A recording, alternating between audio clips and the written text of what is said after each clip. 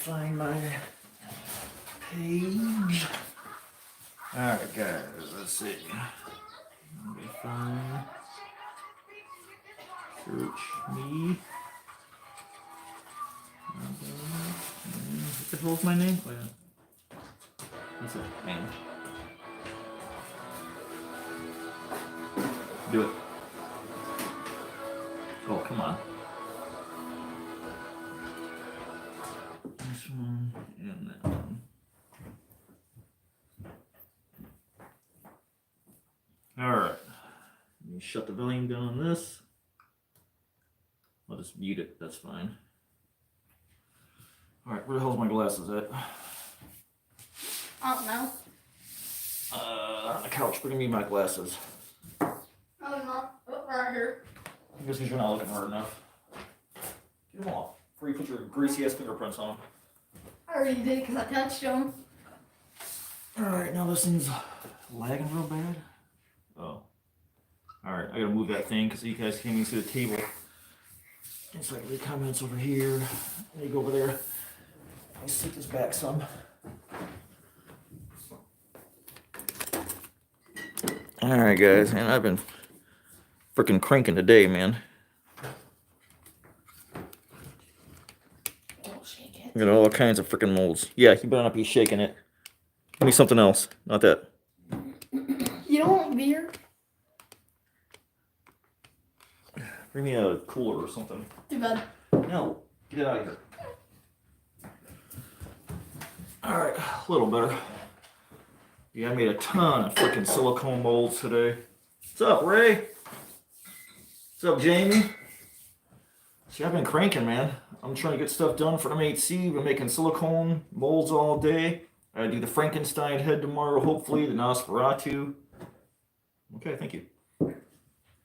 Nice mango. I'll go get you something to go with it too.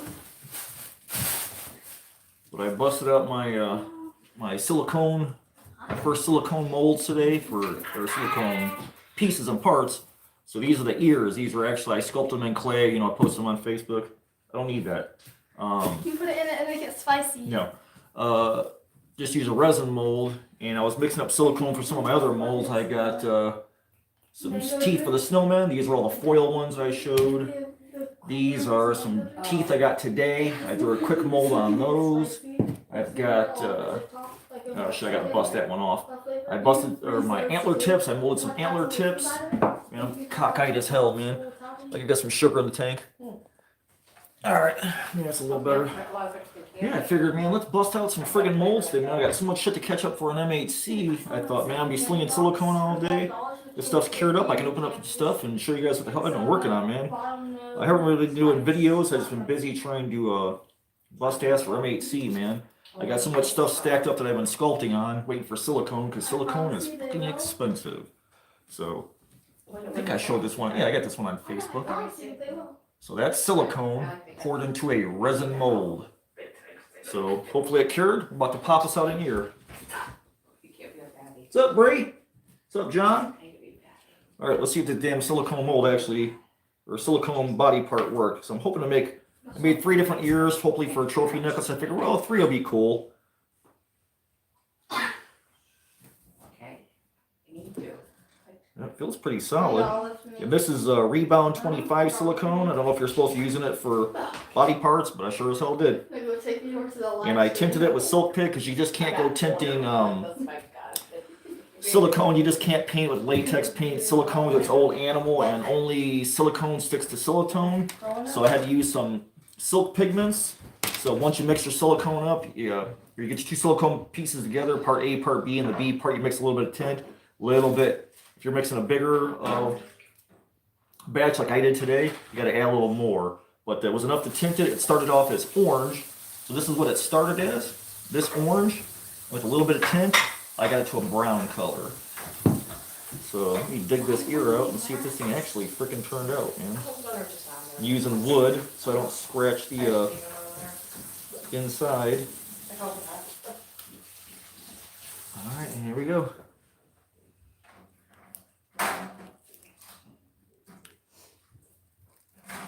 Oh.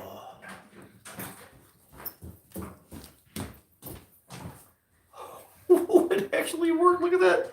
Oh, Can I that's squeeze freaking it? cool, I man. want to squeeze it. So that's the mold. That's the ear. It's nice and floppy and soft. Check it out, man. First one. First ever silicone piece. Moving up in the world. That wasn't your first. It is. It's the first silicone No. piece I've done. This is the first one. I have the power. That's a test piece. This is my actual first piece, man. Well, I can trim this Can up. I trim that? No, you're not going to trim it tomorrow. I got to paint it. So tomorrow, I have to take the same silicone, and I've got to tint a little bit, mix up a little batch, cut it in half with naphtha, and I should be able to. Will you go away? I should be able to paint this or darken it a little bit. You know, I can go down to the creases and darken it up a little bit. And I've got, I think, about 72 hours to paint this because technically it's cured. Trim this. But it's not like fully cured. So you can see, man, it's a little bit of translucent in there. I need to get some flocking material so I can stick in there like little veins and stuff like that.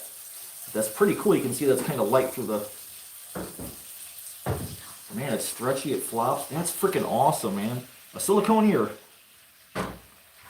So one down, but yeah, I'm going to try and do a little bit of paint work tomorrow and experiment on painting. Because I like to do like a trophy necklace. Do 3 of these. I figure I'm going to learn silicone anyways because I just want to make everything out of latex forever. I want to kind of keep moving up and challenge myself, and silicone's the way to go. So I got a little tiny air bubble here I could probably dab in tomorrow.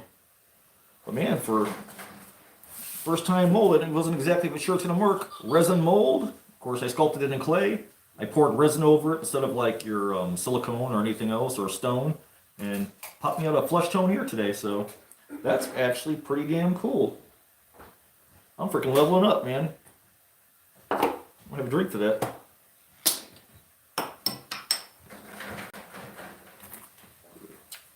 And that's warm. Ugh. All right, one down. Pretty cool. Let's pop out the ear for the elf. There's another one I tinted again. So this is Rebound 25. It starts as orange. I tinted it with, I think, this one I tinted with green, and it brought it down to a like a nutmeg color. All right. So I'll probably tear this son of a bitch right in half. Oh, here he goes. So this is sort of like the pointy elf ear.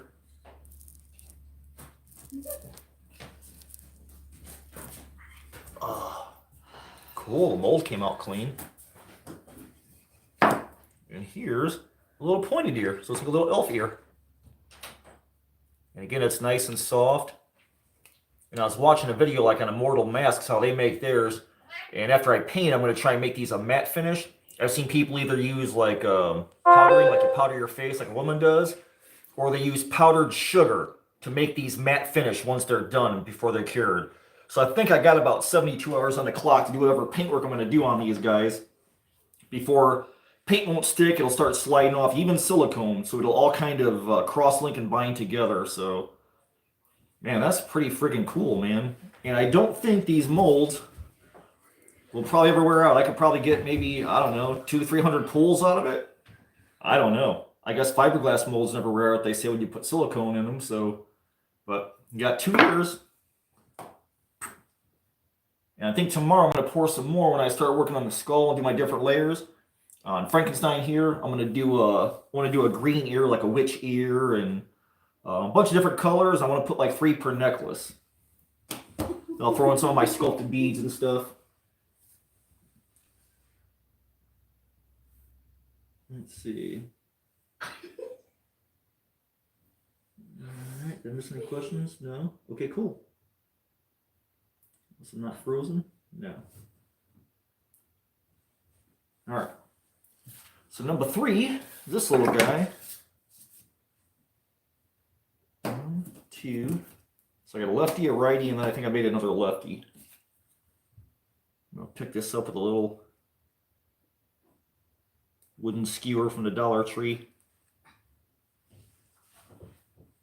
Try and get under that little ear cuff. Oop, it's breaking.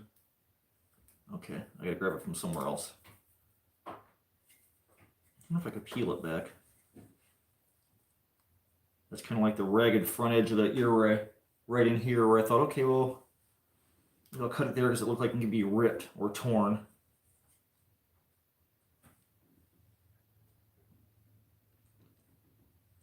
Ooh. Almost punch myself in the face. There we go. Got it lifted. Here's my little sawtooth ear. And these things are about, I think 5-6 hours ago I poured these up. Ooh, look at that. Okay, so my mold's clean. And then here's the ear. A little bit of trimming. Man, that's awesome, man. It's nice and soft like silicone. That crazy. But that is our ear. You know, blow my holes in there. Shut up, phone. So I'll trim that up. Yeah, that's pretty cool, man. So I got 2 the same color. Tomorrow I want to pour up some green ones. Man, those are my first silicone pieces ever, man. Right here on the YouTubes. Nice little trim up. I got us some ears. Little elf, little sawtooth ear. And a little vampire ear. I like to do one of these like in white too, man. I think that'd be kind of cool. I think a white one would be cool. What's up, Chris? Savage needs to make a YouTube channel. Yeah, because she needs to get the hell off of mine. Freaking dive bomb me. Make me one. No, make her own. I You can can't. sculpt. I don't know how to make a YouTube channel. Neither did I. And look where I'm at. I'm making silicone parts. Yeah, and I have to make the interwebs. Okay, good for you. Now go away somewhere. So now I want to do a hand. I want to make a whole silicone hand. I think that would be awesome. Make a Yeti hand. Yeah, that's pretty cool, man. I'm pretty happy. I got some silicone ears. I'll grunge them up, make them filthy and grimy, and put them on a trophy necklace for M8C. So I'll pop out a bunch of these every time I'm doing silicone. I think whatever is left, like in my busket, if I'm tinting something, I got a little bit left. I think I can just tint it and go ahead and pour an ear out of it, you know? So that's pretty freaking awesome, man. And it's so soft. I like to get some of those gauge earrings and pop a hole in there and then stretch them. You can put earrings in there. You can put hoops in there. Deck them out for your necklace to make them look like cool trophies. That's awesome, man. And of course, tomorrow I'm using dragon skin, which is a lot softer silicone than this. So they're probably going to be softer yet. So overall, man, that's mind-blowing. That's pretty freaking cool, man. I can't believe it actually worked. So got us some ears.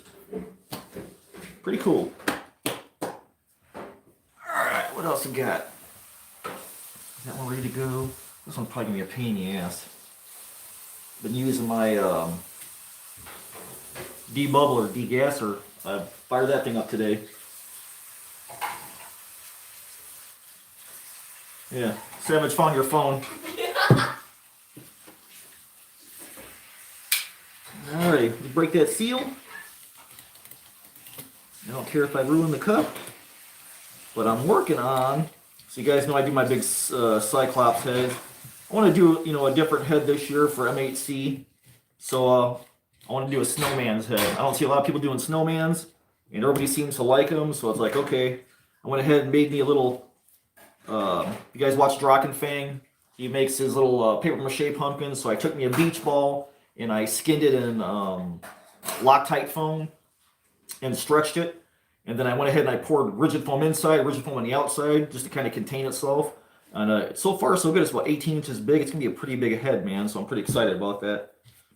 So you can see in the bottom, there's all my little foil pieces that I wanted up to be all jagged to look like coal. So I thought, man, if you're going to have a snowman's, you got to have some coal teeth. And I don't know if I could find coal in an actual cone shape. So I'm like, well, I got to fabricate some teeth. So I can do multiple snowmans down the road. A little flashing. Usually if it's a big chunk of silicone, I'll keep it because I can use the chunkers to put in other molds to top them off. But for skinny flash like this, I don't bother saving. Alright.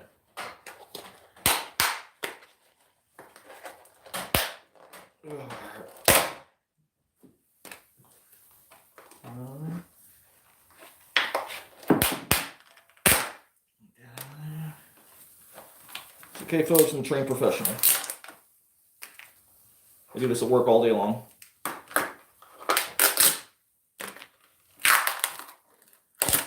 Oh, there's some of my foil pieces coming off. I hot glued my foils down to the bottom of the cup.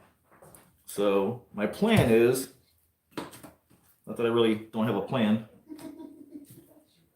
My plan is to take needle nose pliers and plunge them in and pull them some bitches out. Ooh, this is going to be a tough clean out. I can see that already.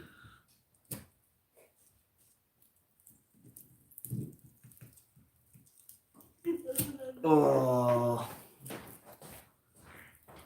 The biggest fan. So molding foil, probably not a great idea. But if I can get them out, it's going to be a lot of picking, that's all.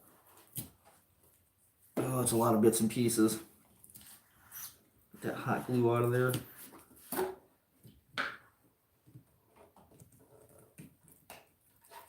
I didn't just want to put sticks in his mouth or something. Okay. It's probably going to be a project for tomorrow. Looks like some silicone got into the little foil wrappy things. That's okay though. Yeah, that's going to be a friggin' mess. Start to get some of them out. I really need to get my air gun in there. Anytime I do a mold that's going to give me trouble or has jagged edges like this, I like to take my air gun and crack one of the corners and then jam my air gun in there, blows air in there, and it separates the mold from the piece. So tomorrow I'll probably take these out in the garage and I'll blow these out and see how that goes. Maybe that'll help me. But yeah, I wanted to do some one-off snowman's teeth. And this is the mold I'm going to do it with. While I'm here, I might as well trim it up because this way it'll sit flat on the table when I pour some resin in there. I'm going to do these in resin, of course, so that if somebody wants a snowman, they can put it outside over the winter time and the teeth won't fall out, or they'll be hard resin teeth. They could be in the cold, the freezing, the sleet, the rain, the snow, the ice. Because I just hate building shit for indoors. I always try and make sure that my stuff can be outside and people can get the most amount of use out of it. So I'm a stickler for that shit. Alright. Well, this is good silicone I will keep. I'll cut that up and save these chunks. So we'll put those on Frankie right here. Alright, I have to dig that guy out tomorrow. Alright. Jesus Christ, Savage. You're not funny. What's up, Ryan? Oh, you're for Nightmare Maker skulls? I'm actually hoping to make some Nightmare Maker skulls out of my own molds. That'll probably be my tomorrow's project. Yeah, I see that. What's up, Dave? Alrighty, what do I have? I got my jaw sets. I can't touch those yet. That's not how you spell Keith. Okay, go away. It's Keith. Yeah, that's going to be a bitch. But those are going to be nice when they come out of there. Okay. Which one's this one? Oh, yeah. So this one, is this one ready to come out? Where's my other one? This one, I got to bust off the glass. Well, that was easy. And this one is all hot glue and antlers. So I wanted to make like some, I still want to do a foam dragon head. I'll like Loctite and skin it and sculpt on top, whatever. So I got a bunch of antler tips. I'm gonna mold them, use them as teeth, or I could use them as pieces for like goblin cord necklaces and stuff like that. So I shaved down some antlers and thought, okay, these are gonna make awesome, badass teeth. So let's try and demold our antlers. Put that on the top.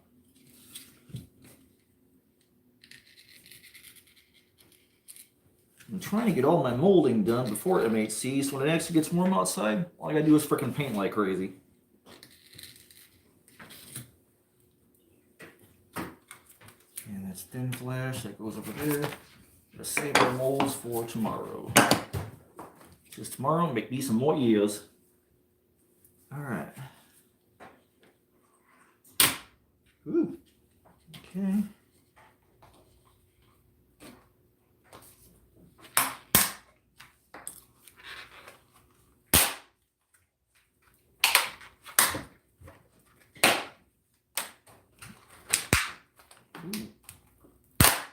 Break it.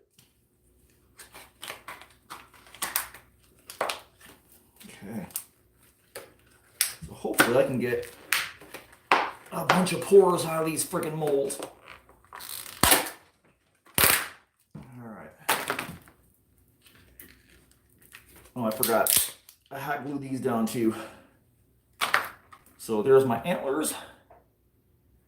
And they're all hot glued down. And these are probably going to be a pain in the ass too. Right there. Where's the way to trim that up? I always like to go around the outside of my mold so that I can get, it can sit flat on a table when you're pouring in it. This way your pores are level and even. Stuff cuts like butter.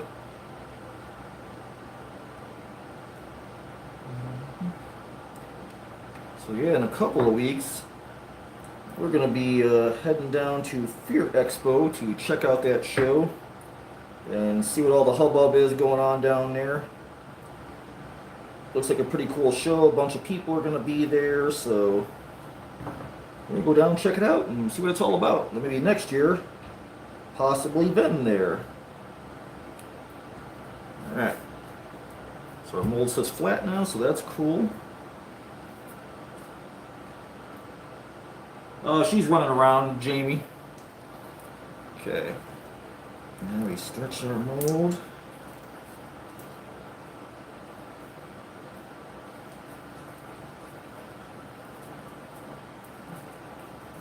And this might be another damn compressor and a blowgun for these guys.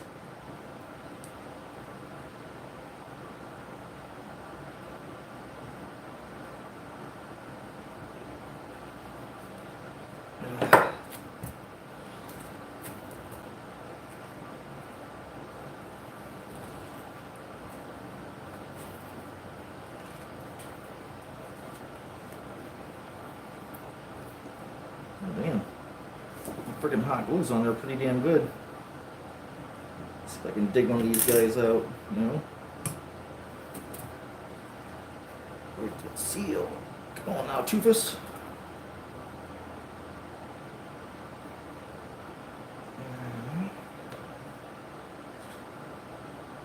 Oh, well, hell, these are friggin' stuck too. I'm going to have to get my compressor on these. There's all my antler tips. So these will end up being teeth and necklace pieces. But I'll have to get my compressor and blow these guys out so it breaks that seal around them so they're all packed in there. So, man, 2 down, that sucks. Hoping to get more work done tonight. So we got that one and that one. That's out of the way. And I got my big mold. So this is my Cthulhu and Skull mold. I put these guys together since they were the same height. Because a lot of times if see, there's Cthulhu. And there's that demon skull. So as they're the same height, I'll try and put stuff together so you don't have to make a complete extra separate mold box or something and kill 2 birds with 1 stone. So I'll just peel off the clay. And it's nice to have a clay mold wall that comes off this easy.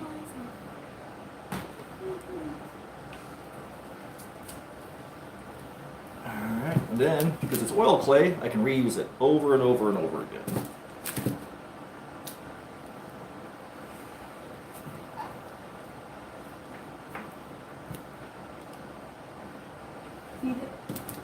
I don't want it.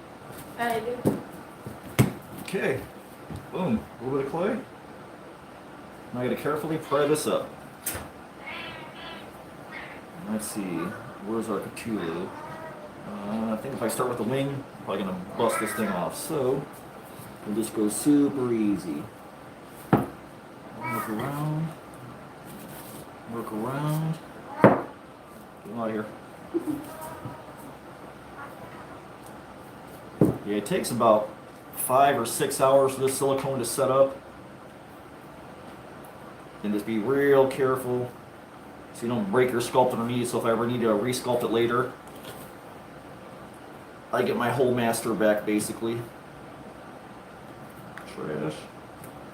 More trash. Alright.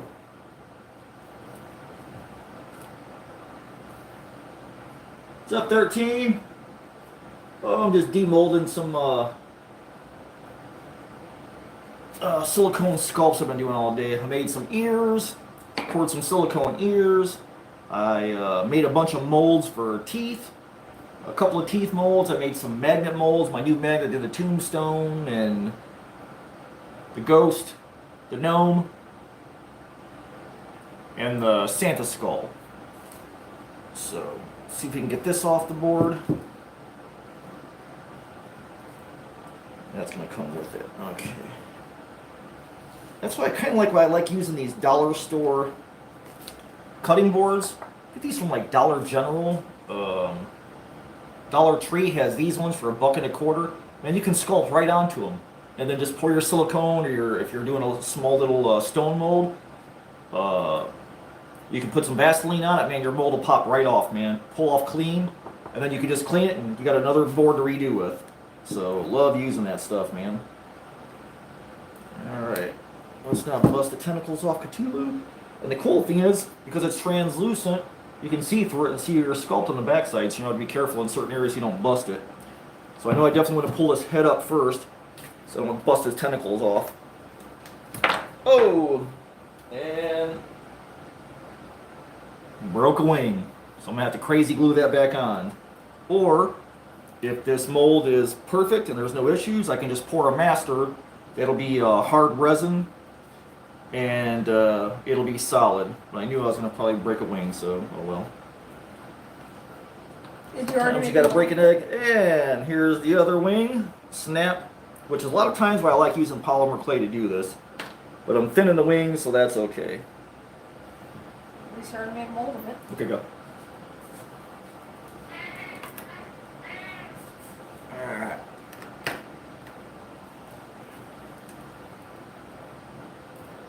Okay, looks like I lost a tentacle tip. So I got this much of my trophy bag. I got the 2 wings I can glue on, but I'll probably just make a resin master out of these. And then the easiest way, because to get Cthulhu stuck down to the smooth side of the glass, you just Super 77 them down, man. You spray glue it, slap your guy down, you're ready to make a mold wall and pour your mold. And then to get this guy off without busting him or using a screwdriver, try and pry him off, I just pour a heat, put a heat gun on underneath this thing, heat the glass up, it'll soften the glue. Your guy will pop right off, man. You can put him away and keep your original. But you can see I've got my original, and then I've got the back side of the mold. And I got to pull a little tentacle piece out of there. Figured I'd have issues with the tentacles, so I wanted to do them anyways. I didn't care. So I got that little guy right here. I could probably glue back onto him. So if I'm going to save him, I don't know. Maybe I'll glue them back together after I pull them off the board, heat gun them. Just a little bitty crack. Yeah, maybe I'll do it just to save it. Whatever. So we'll put him here. That's his little tentacle tip. I'll put that and glue that back on. So that way I can keep my original. Not that it'll matter, but I'll have to pour myself another one out. But so far, mold's pretty clean. Pop that little skull out of there. I gotta be careful because his teeth are pointing down. So I'm gonna pick them up and slide them out. And I lost my teeth tips. So all my teeth tips are still in the mold. So I made this guy a while back. Thought he'd be a cool piece to have to put on tombstones or whatever. And all his little toofuses, the tips are in the bottom of the mold. So I pour these guys out. That's always the thing about doing teeth and resin. Man, anything that's pointy is hard to get resin down in there. So when I pour this, I'm going to have to take a little needle and poke it down in there to make sure I don't have any blowouts and empty holes in the teeth. And again, this guy's so small, I probably won't even save his teeth. If I want to go back and resculpt this guy, I'll just add teeth to him new, and I'll put him in my bin with all my originals. So that is my 2-in-1 mold for skulls and my big ass Cthulhu. Let's see, what am I missing? What's up, Brother Vic? 13. This is, I use, there's like 4 or 5 silicones I use. This right here is Rebound 25 silicone. It's strong enough for like a brush up mold. It has some good density to it too, so I get a lot of pulls out of this thing. I got that. I learned that specific silicone from Steve at Grimwood Hollow. But man, ever since I used it, I've been loving it. I do bigger molds with it because it's more dense. It's not as floppy as the soft stuff, which I'm going to use for the skulls. But it worked out great, man. It left me a clean mold, so I'm freaking happy, man. Like I can actually start clean this up a little bit, test it, and see if I get any little weak areas in the mold. So I'm going to go ahead and trim this guy up, man. Again, there's like a little raised lip around there, and that'll tend to want to cup your mold when you're pouring it. So I always try and shave that so your mold sits clean on the table. So I'll go around, shave off my worms.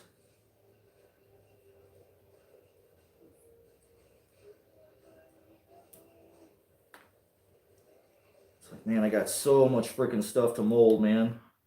I've just been in like a building frenzy trying to get this stuff done, so come springtime I'm not getting behind for M8C.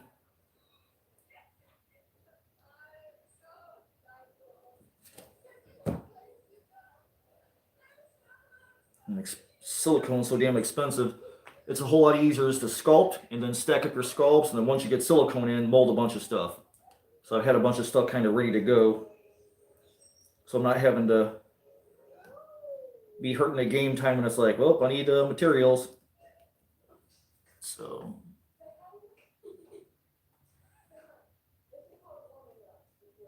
because it costs money to be at these damn shows, man.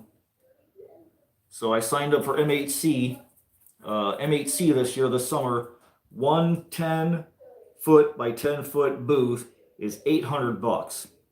So I got 20 feet to make sure I got enough room for all my crap. And if Vic can make it, I got a little bit extra room for him too. We can split. So it is not cheap to vend at shows, man. And all them people who got back from Trans World, know that they spent $2,000-$3,000 just to vend there this year with their hotel and travel. It's a hard life, man. It's not cheap to do this crap. Okay. I think it's time to get a new razor blade.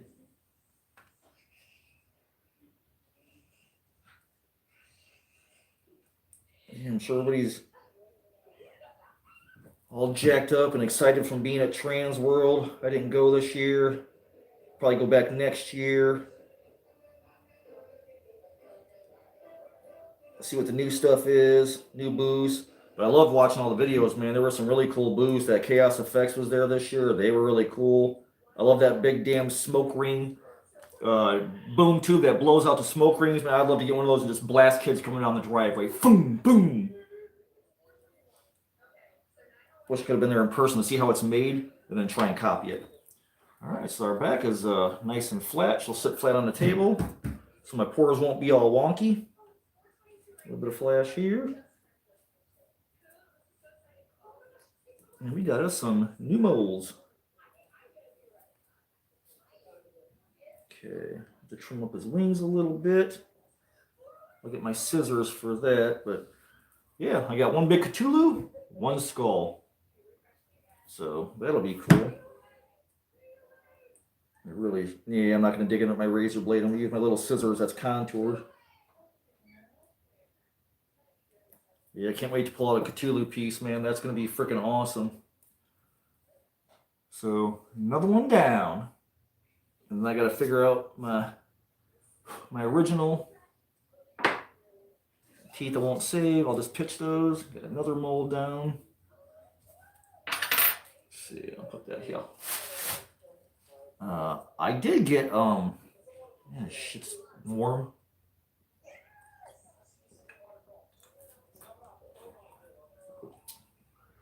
I don't like that. I was playing around on Instagram a while back. There's this guy BK Artworks. He's on Instagram, and I think it came up in my feed one day. He makes these little like pins. And they're like a little batwing pumpkin. They're in a bunch of different colors. I thought, man, that's so freaking cool, man. So I'm going to put that on my jacket or my thing for going to shows. My, what do you call it? The neck band or whatever the hell it is. It's like a little batwing jack-o'-lantern. I thought that's so freaking cool. And I guess he does other stuff too. So I found this big ass sticker of Grim Reaper. I thought, man, that's really cool. So I grabbed a sticker for $5. That's a big ass honking sticker. And again, guys, go find him on Instagram. I don't know if he's anywhere else or if he's on Facebook, but he's called BK Artworks. And he's on the Instagrams. All right, what else we got? We got ears done. That's just so cool, man. Let's see. What's up, Josh? Let's see. Oh, Vic's in the chat, though, Jamie. That's why. Bree, I'm going to take, for sure, I'm taking Michael Burnett's Rotten Pumpkin class. Just because that dude, man, he's amazing. I love his Rotten Pumpkins. Like at Trans World and MHC, I love his hair work. He's actually a sponsor for Hunter's Hangout. And I seen his little piggies. He's got these little piggies and sleeping doggies and stuff. And man, the guy's hair work is amazing. His sculpting is amazing. I just really a fan of that guy, man. So I just want to get a chance to get next to him and make a Rotten Pumpkin and pick his ear about herring, man. Because I got that big rat I got to do. I got the rat on the table. He's ready to go for molding, but I want to cover him in hair. So I want to ask Michael about that. But as far as I know, I'm definitely taking the Rotten Pumpkin class on Sunday. I think the show closes at 3. The pumpkin class starts at 2 and ends at 3:30. So technically the last hour and a half beyond the show, we're in class. And then Leonard Pickle has a class, a couple of classes. So depending on the floor, I might try and take more. I'm not sure. Or maybe I'll just, hell, I don't know. I may just end up following people to classes of like, hey, I'm just going to hang out here. What's up, John?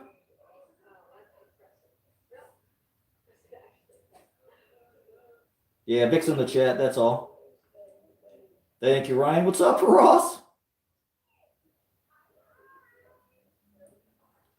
Oh, yeah. Did that class fill up, Bree? The Rotten Pumpkin class? I think I was the first one to grab it, and then like you grabbed it like the day later, and you said there was like only a few spots left, and I thought, man, I just got in there in time, man. Like, whoo, that class must have filled up fast.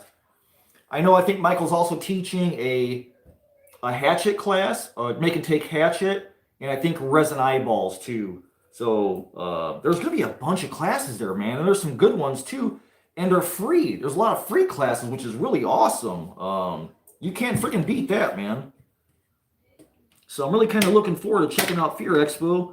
The only issue is going to be, next year, they're 2 weeks later than Trans World. So Trans World comes out of the gate first, like March 8th and 9th. And then Fear Expo is like 2 weeks later. So it's going to make a lot of vendors, I think, pick and choose where they're going to go. And Trans World's the bigger show. So I think it's going to hurt next year, but, I don't know, man. Some of these smaller companies, the Fear Expo's got a lot of people coming. They've got Panic Mechanic coming, which I'm really excited about because I love all their resin skulls. I want to hit up, I want to look at Chris's Tombstones at Screamfest Studios. And then I want to check out, Wolf Effects has the dental distortions. I want to get Leroy some good teeth. I want to see Brother Vic. I want to see Dave, Lanny, and Beth, Chad. I mean, we got a lot of vendor friends down there, so that's another reason just to go to the show because so many people I know are vending there. So it's a chance to hang out and see family and bullshit and whatever, wander around, look at Halloween shit, take some classes. See, Ryan says, just ordered Cryptic Terror from Midnight Studios Effects a couple of days ago. Super excited for it. Man, I was shocked, Ryan, that Midnight Studios Effects was not at Trans World this year. So Kyle took, I guess, 2 years off. He said he wanted to remold a bunch of stuff and make some new stuff. And I thought for sure like he would be at Trans World this year because I was looking for him in the videos to see what all kinds of new stuff he's got, man. His stuff's amazing, man. I can't wait to get to that level one day and make some big badass props. Me and Vic have been talking about that, like how do we raise our game and do bigger, badder props so we can survive at Trans World. And ultimately that's where we want to be. We want to be at Trans World because it's a world stage.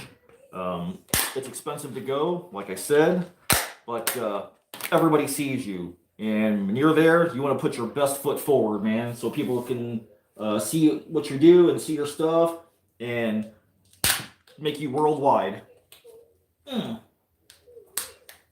Let's see, what's Jamie saying? Please accept it. Okay, it's a bigger show but more expensive. Yep, I am definitely going to Fear Expo to mess with Vic. I'm gonna go make fun of Vic's stuff in his booth. Yeah, I didn't go to Fear Expo last year. It was the very first year for Fear Expo.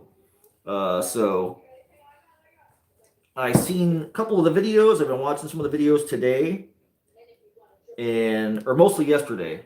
And I thought, okay, let's go check this out. Vic's gonna be there. Let's go see our friends and see about possibly next year if it's something I could possibly vend at with some of my new stuff. But I'm kind of excited just to go down and see everybody, hang out, see some new stuff. Alright. There we go. And I noticed that Distortions is not going to be there this year. They were there last year. They sent some product there. But no Ed and Marcia. So I didn't see them on the vendors list this year. So I guess I'll just wait till MHC to see them. A little bit more. Okay. All right, be nice flat bottom. Again, this is clay. This is an easy way that I like to mold teeth. So I just fill up the bottom of the little basket with a ½ inch of clay or so. Can reuse it because it's my oil-based clay. So I'll stick that there to go back in the basket. And these are all the bottoms of the teeth. So I just plug these little guys into the clay. And then I pour silicone on top. So when I pull the teeth out, I have a little mold for teeth. And these guys are already drilled for necklaces, so I had to get below that. Otherwise, the silicone would have gotten the holes and locked these sons of bitches in place. So hopefully these guys will come out. Or I'll probably have to get the damn compressor out. Fire up the compressor and get these guys out. These are some big goddamn teeth. Okay, let's see.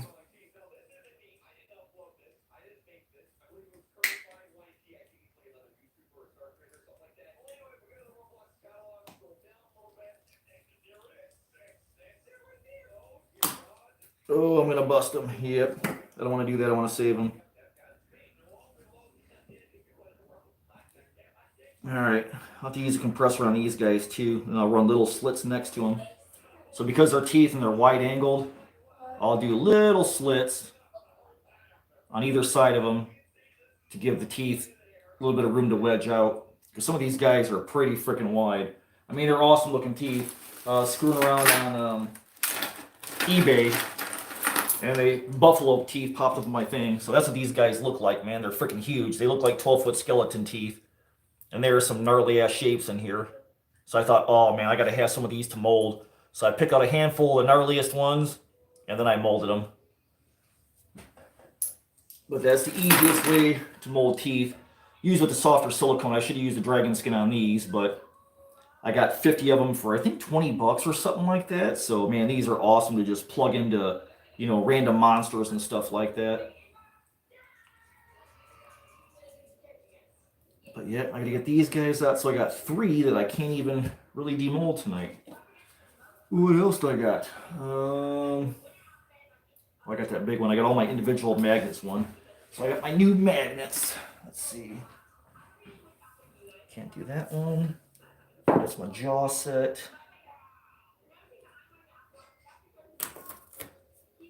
Oh, maybe I can demold that one. Okay. Forgot the other dragon skin I used. So this is another dragon skin that's number 10. It's translucent, really soft. This is the stuff that the Nightmare Makers makes their molds out of, is dragon skin 10. So I did my jaw set for the rat in that. And then I got to demold those guys. Since I made those last, I'll demold those last. And these are my magnets. I just grouped 4 of them together. and then I can individually cut them apart when I want to split them. If I don't want to use the whole mold as one big, you know, slab mold. And again, I'll pull my clay off. Comes right off. I'll pick a little silicone off because I don't want that in my next sculpture. And I'll put this in the bucket with my gray stuff.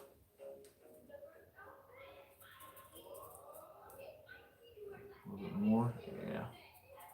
As I find it, if I sculpt with it, I'll pick it off. Eventually I'm going to throw all this stuff into the crock pot, melt it all down, and then cut it back into slabs again. Alright, what am I missing? Yeah, Transworld's most definitely expensive, man. I mean, you're talking minimum 5 days in a hotel if you set up on Wednesday and you get all your booth done in one day, Wednesday night, Thursday night, Friday night, Saturday night. You know, minimum 4 days. You'd like to be there for 5 days and start loading it on Tuesday, but man, it's a big show.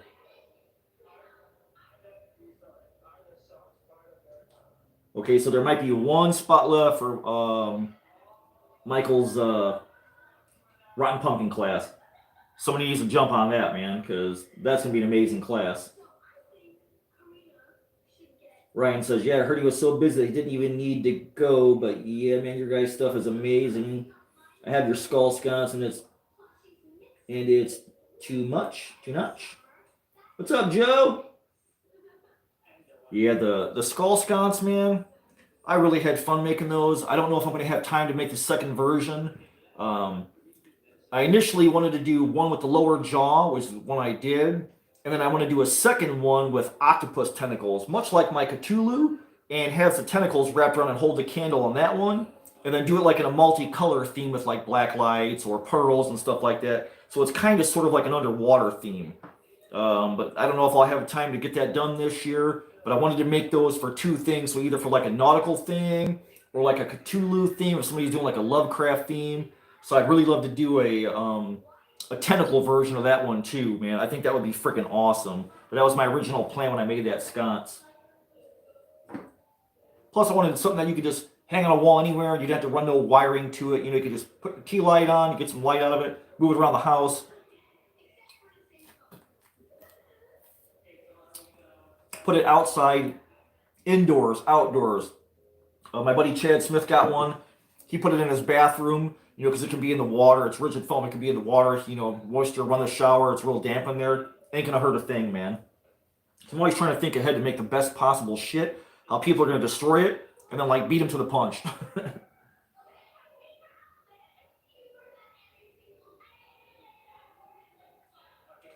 Yeah, I mean, Kyle, that dude, man, like you said, he don't need to go. If he shows up, he can basically get all his orders done for the year in one show, and he's set. He's really only got to do one show a year.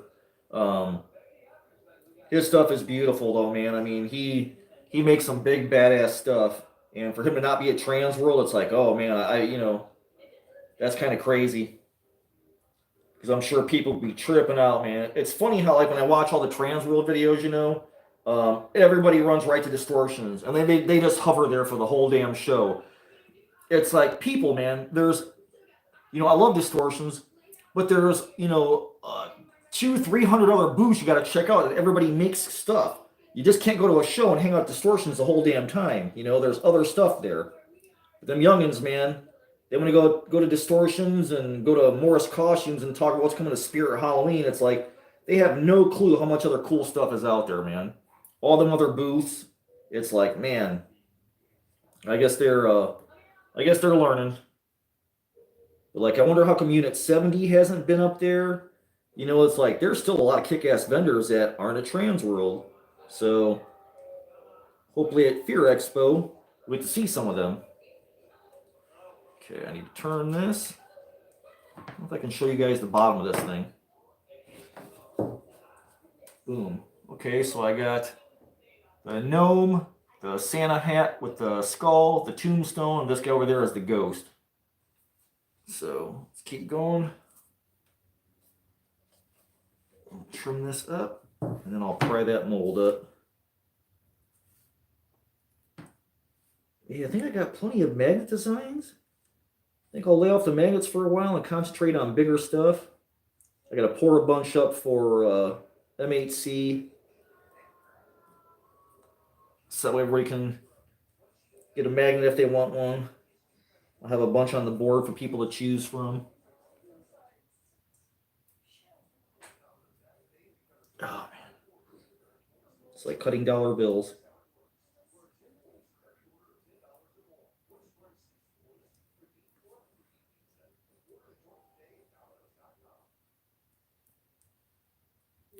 Alright, and I'll say these again. Those are great for when you're just shy of covering a sculpt. You can cut those up with scissors and tuck them in, let them sink to the bottom, and raise your silicone level to save a sculpt so you don't have to mix up a second load of silicone, especially if you run out. Oh, that's the freaking worst. When you run out of silicone and you're like this close to covering up a sculpture, oh, that sucks. Because generally you want a ½ an inch over your highest point in your sculpt. But depending on how you sculpt or what you're pouring in your mold, you don't have to be. But a thicker mold doesn't distort. It lasts better, lasts longer. Alright. And again, this is another Dollar General cutting board? Dollar Tree? No. Family Dollar? I don't know. It's one of the damn dollar store boards. These guys are like $5. Alright. Just gently pry. Oh, I hear that pop. Hopefully I'm not busting sculpts.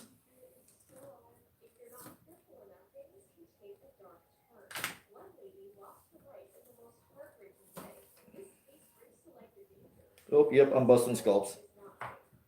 That's how it goes sometimes, though. I try to save my originals if I can. Sometimes it don't work out. Okay, so here's my skull with the Santa hat. So he'll be like an ornament and a magnet or whatever. So I'll put him in my bin with all my originals.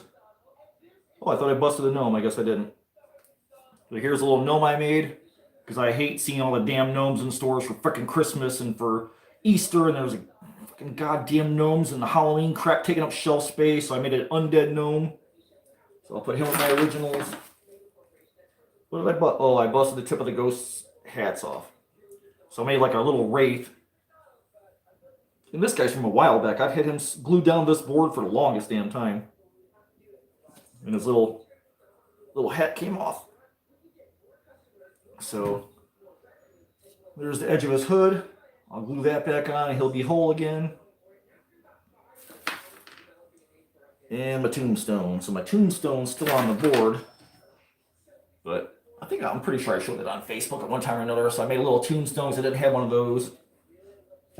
And again, that guy, he won't come off. I'll just heat gun him off and it'll soften the glue and he'll come right up. But I think the razor blade just slipped right underneath him. Yep, so that's the tombstone. Hopefully he's thick enough to get a magnet behind. And then I keep all my original sculpts, I keep in a bin. So they're all together in one place. I need to go back and make a second mold of something or whatnot, you know. Let's see, Jamie sent me a friend request on Facebook. Okay, Jamie, I'll check that out later.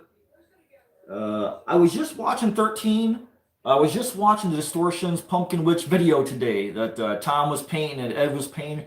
That thing looks so cool, man. I'd love to see one like in a green and white theme, like my little Funkin' I did.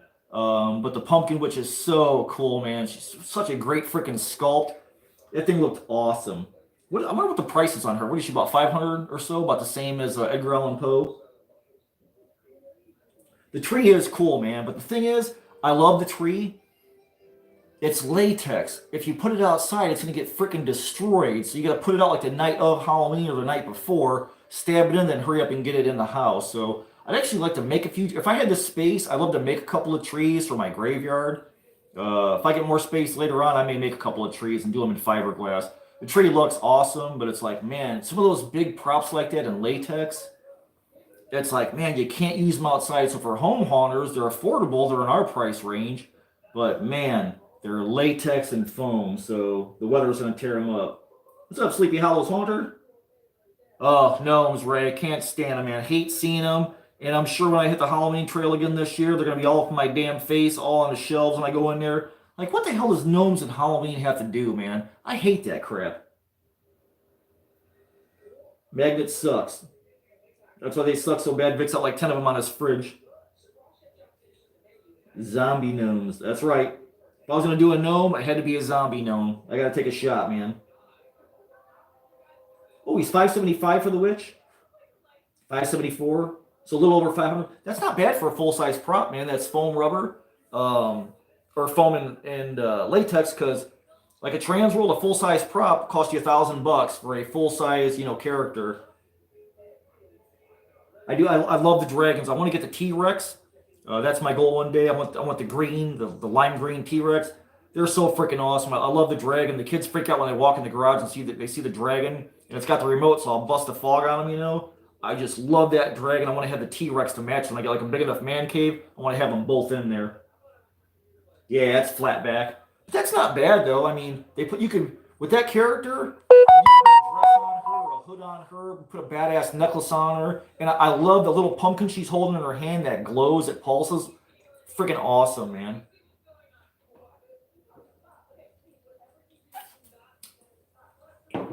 Such a great idea. But I was just watching that damn video today, the making of the witch. I guess our Mondo and the other guy was like, yeah, we need a new witch, man. We have the old witch, but we need a new witch.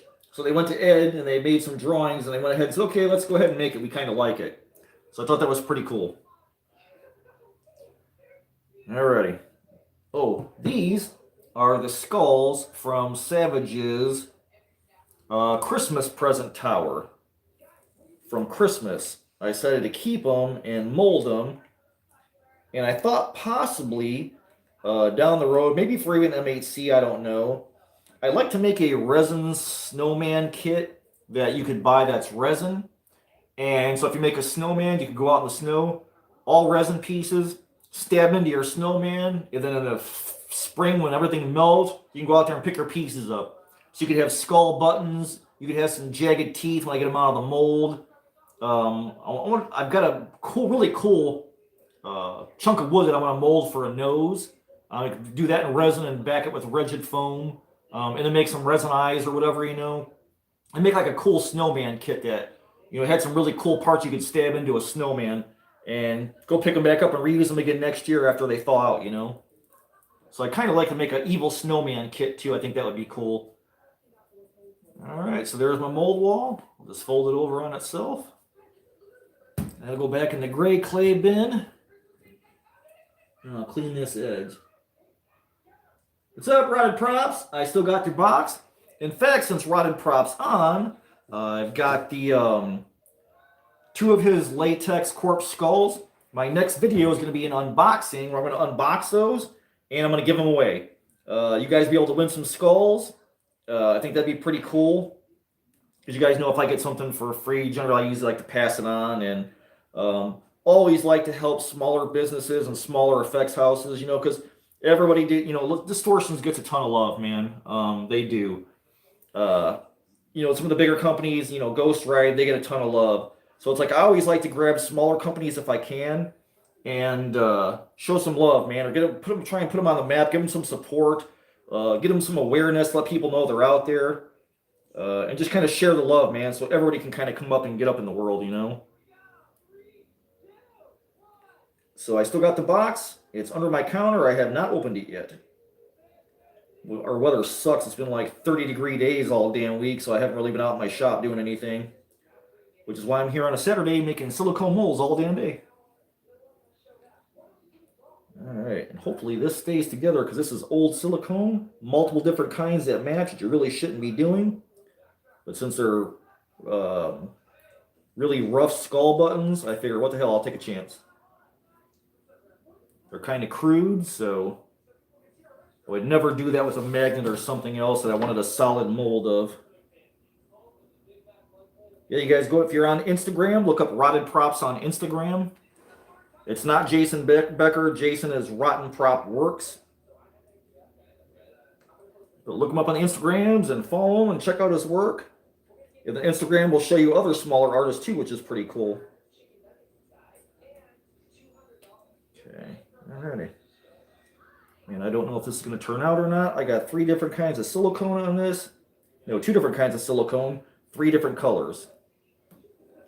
So, there's a little high spot here.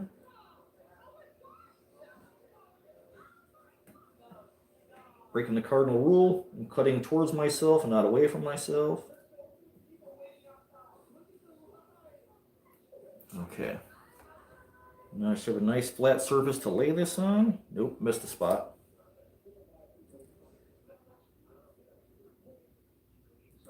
Okay.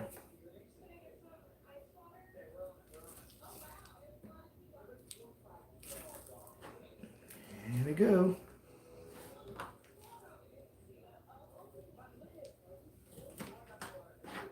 Boom. Wow, it actually took. Okay. So I've mixed this, as you can see on the side right here, this transparent silicone is 20T. So it's got a 20 softness, a strength here. And then I added some rebound, which is a little bit stiffer silicone behind it to kind of top off this mold. And it actually stuck to it. Usually, you know, if you put silicone on top of silicone, you generally want to get that stuff on there within a couple of hours. You don't want to wait 2 and 3 days apart because it can delam. So it all kind of cross-links together and ties and cures together. But because they're crude skulls, it actually stuck. So I think I poured this on here, I don't know, 3 weeks ago. It was the last bit of silicone I had, so I dumped it in this mold. So you can see it's 3 different colors. It's ghetto as fuck, but it'll actually work.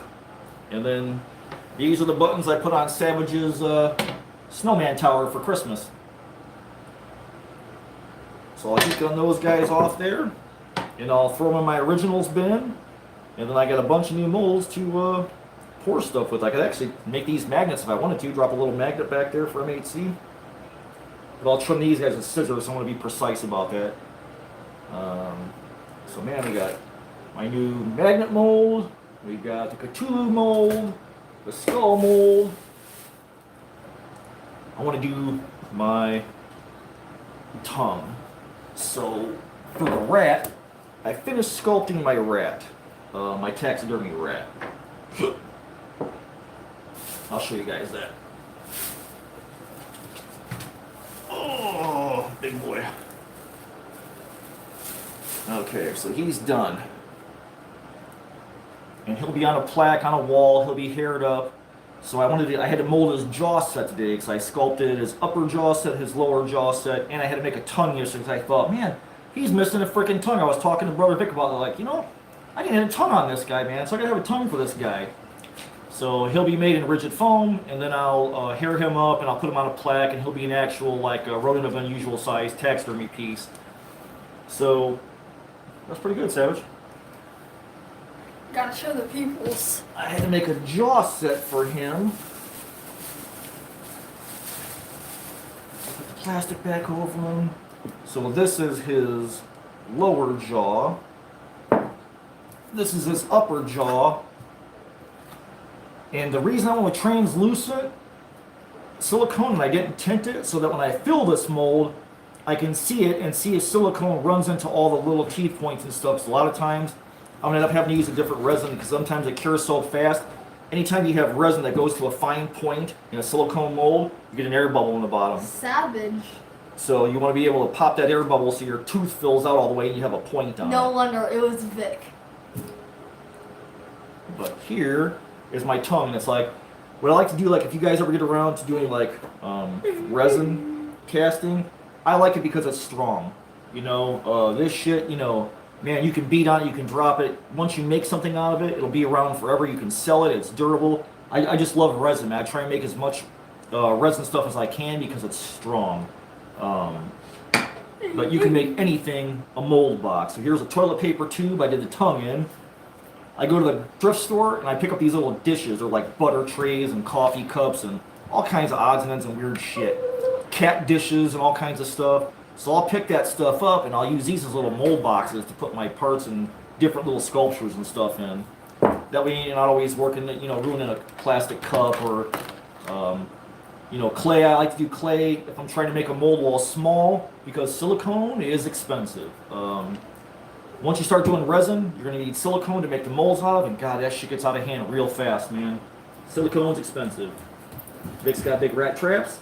That's because he's got a bunch of freaking crackheads at his house robbing his damn shit all the damn time.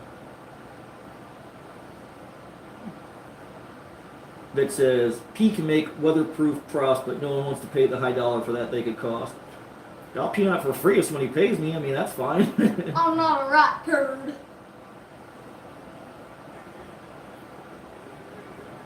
Jamie, I have mine bottomed out on my phone. I don't know why they're still going on. Well, the behind the scenes videos, that's cool. See, there it goes again. Yeah, that Predator trophy, man. I'm surprised that nobody makes those. Like, Predator is such a huge movie. That's such an iconic piece. Like, once you see a skull and a spine dang on back, you just instantly know it's Predator. And, like, barely nobody makes them. I think Vic's like the only person, so. And you get your little niche item, and you can corner the market in it, man. Rotted props, I will be at M8C. I'll be vending there this year. Vic possibly, but I'll be there for sure. Already sent the check, so I gotta be there now.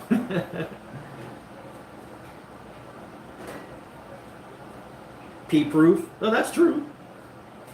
P. Yeah, I'm really, so from the wall rat, you know, because I'm a huge Princess Bride fan. I want to make one in black. I just got my fur from the wool. Okay, Savage, bug out. I just got my fur. I want to do one in black, gray, white, and brown. And I might try and do a zombie version too. But I gotta get this damn head done, siliconed in, and then I gotta make a jacket for it.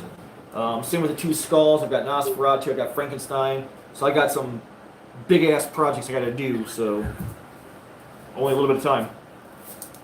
Because then I gotta cast them all and make them up. So, like I said,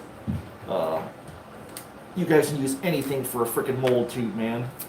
So hopefully I get this tongue out of here. If I bust it, that's okay. So I'll have a master. I'll pour a master for it.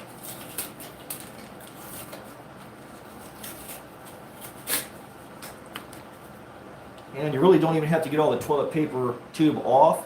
You can put it in water and soak it. It'll come right off. But the most important part is getting that tongue out of there. But I do want to see this stuff off. I'll end up soaking it. Because I want to make sure with the translucent mold, I can see the resin go all the way to the bottom and I can squeeze it to pop them air bubbles so I fill this whole entire tube up. And I'm just kind of prying it. I used a paintbrush handle as a little pour spout. I just hot glued it to the tongue. So I'm not going to be in there and get in there and get careful with this thing.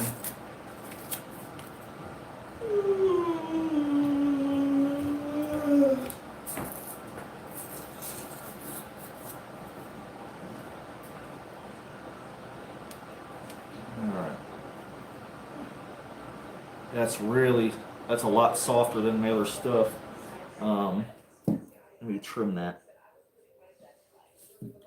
I don't like taking too much off of a mold like this because it has that natural little cup in the top. So if you over pour your silicone, it doesn't run down the sides. It tends to stay in that little bowl on top of the mold. So I like to leave a little lip on something like that that's an upright mold because it keeps your silicone right in that little tiny dish where the silicone crawl up the size of the tube of the wallpaper or the toilet paper tube. So let me see if I can split this.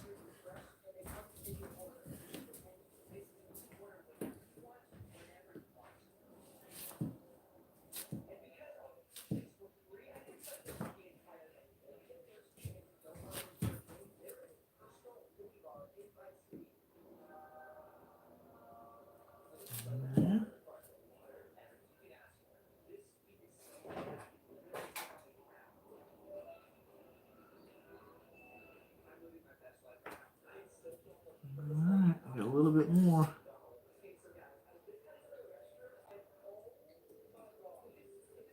Okay.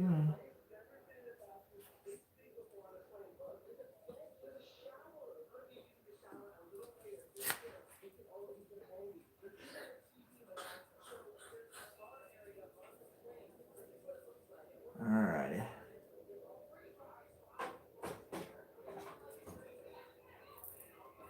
See if I can wiggle this tongue out.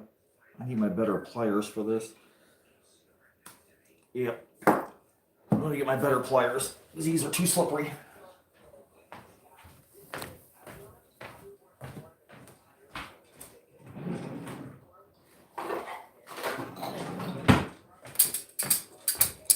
Yeah.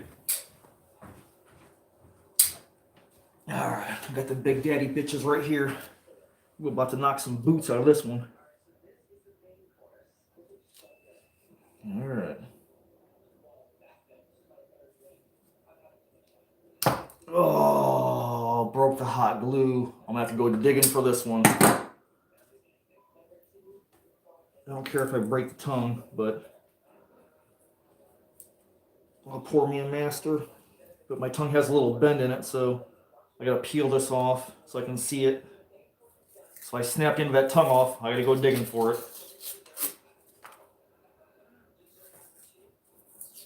Which is why I like to use the translucent silicones for this stuff, just in case you have an issue. Of course, it doesn't matter what color silicone you use, it's the hardness of it and how stiff it is and whatnot, but I'm probably gonna end up having to go digging. I should just air compress this thing and blow all the sides. And she's in there. I think I just popped it.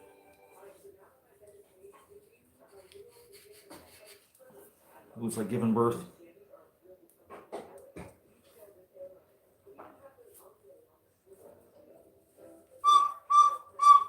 Shut up. You don't need no freaking recorder, you Pied Piper.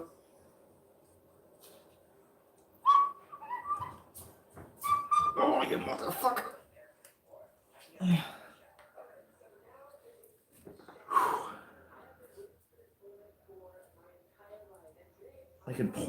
I can cut it wider with the razor blade, but I don't want to split it down the side. Not that it's a big deal, I can just rubber band it together when I pour them, but let me see where I'm at. I want to keep digging. Let's see. What's up, Patty? Yeah, I figured I'd jump on, Patty. It's been a minute. I haven't really done any videos lately. It's been miserable with the weather here. It's been cold. I got a bunch I want to do. Like I said, the next one will be a giveaway for Rotted Props latex skulls. We'll show you his work and put them out there so somebody come around haunt season. You have some extra props for your haunt. There we go.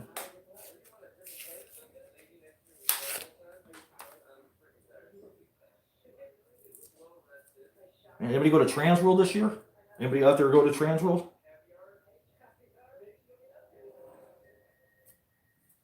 Is anybody else going to Fear Expo? I know Brianna's going, she said. See, there's the tip of my tongue, way down there. So when I go to pour the silicone, pour resin in here, I know I got to fill out all the way to the bottom. Let's go see if I can get that bad boy out of there without breaking it. Because then I'm going to have to go dig.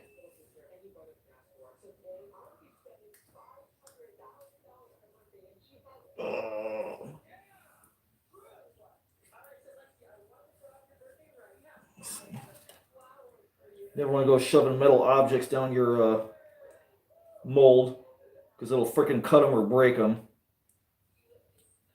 But if I had my compressor on, I can blow some air down there and break the seal on the tongue. I really want to be a savage and just grab with a pair of pliers, and I'm going to leave half that damn tongue in there. What'd you say about me? Not you. Me savage, not you savage. Yeah, you are a savage. Rotted Prop says, by the way, I suggest you fully foam fill the bottom of the skull. I wasn't able to fill them all the way up. It's probably better to use the fence post foam anyways. You know, I've used the fence post foam, but man, that shit is so unpredictable. I just use rigid foam, the same thing I use with Nightmare Maker skulls, so that stuff acts way better. You can mix smaller loads of it. Because once you crack that big bag open, you bust that seal in there, man, you got to use it all. That's what I did them tombstones with. Let's let it go crazy and fill up a freaking cardboard box with it. Yeah, Rotted Props.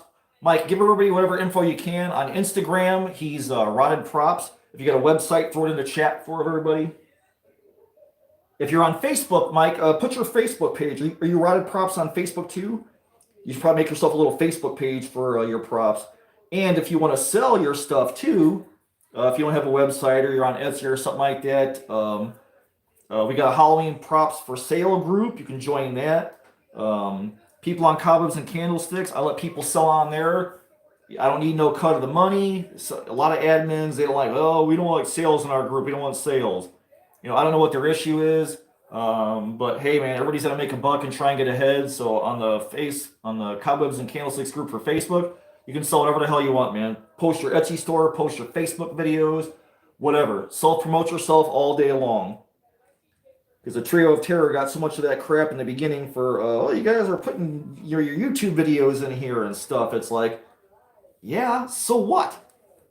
We're in a Halloween group. Why the hell wouldn't we post Halloween videos? It's like it's news to them. Oh, you motherfucker. Oh, no, I'm going to bust this son of a bitch. Alright, I'm going to do this. Oh, squeeze the tongue. Squeeze the tongue. Get out of there. She wants to come out, but I got a little bend in there, which is why I use the dragon skin, because it's a softer silicone. And there she goes. So, quite a disaster. Got my tongue back out. So that'll be my tongue mold. And that's my little rat tongue. It's going to sit in the lower jaw, and I'll glue that in after it's done. So I'll put this guy aside. He's an original. I'll put my jaw set aside, because I know I'm going to bust teeth in the damn jaw sets. I know it's going to happen. Here's my upper. Let's see. I hot glued the hell out of this cardboard. And I know I'm going to have to go digging for these jaws.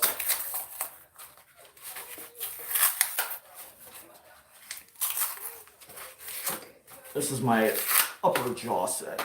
My bottom one, because it's in a little tub like this, a little butter dish, I'm going to get my compressor tomorrow and I'll break that seal to be able to get this thing out of there, because it'll help pop it up in the air where I can grab it. Okay. Science. That's oil and water. Yeah.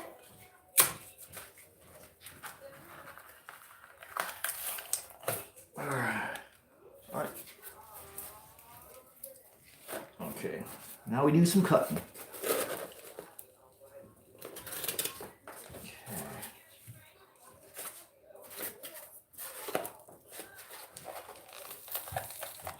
And I think for these, I just put a little bit of clay down.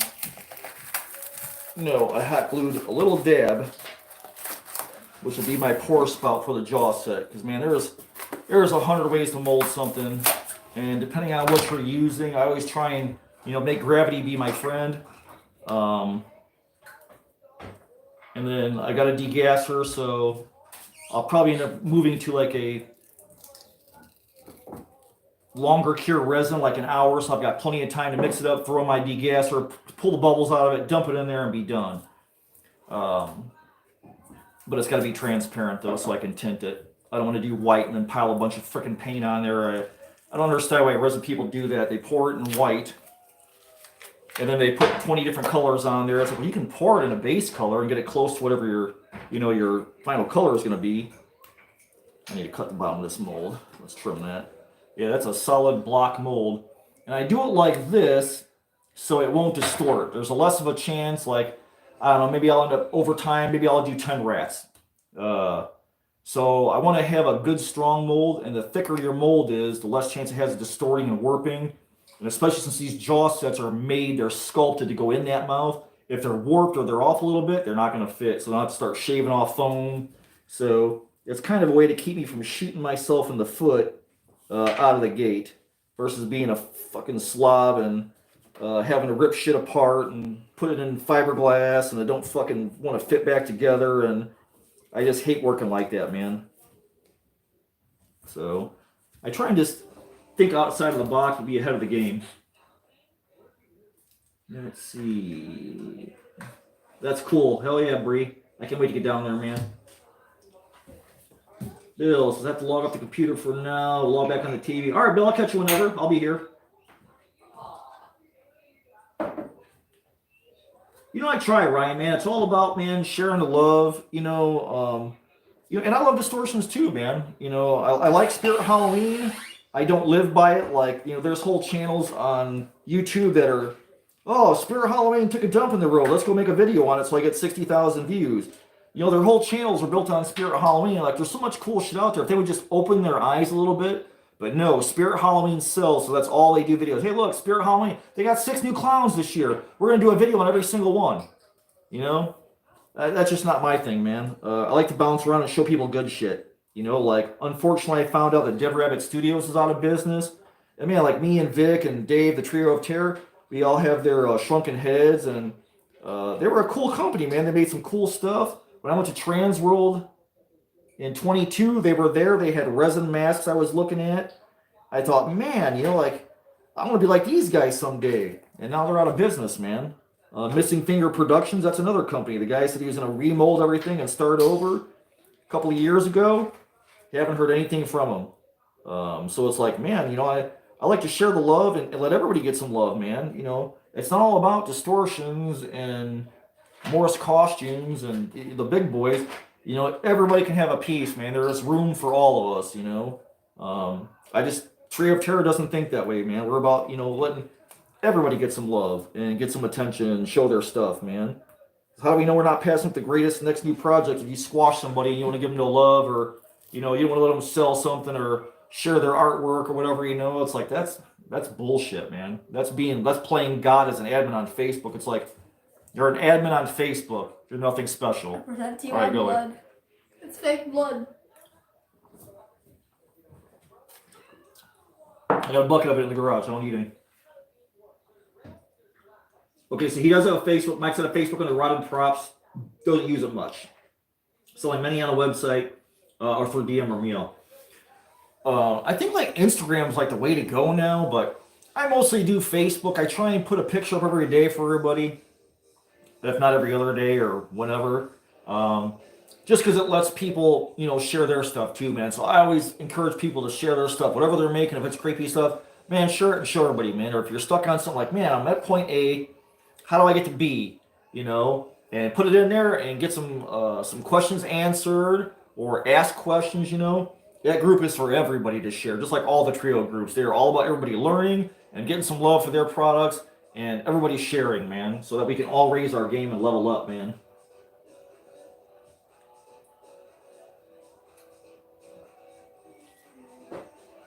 Rotted Prop says, currently no, he's not on Facebook. He tried getting my products verified to sell on Facebook and he was rejected. Wow.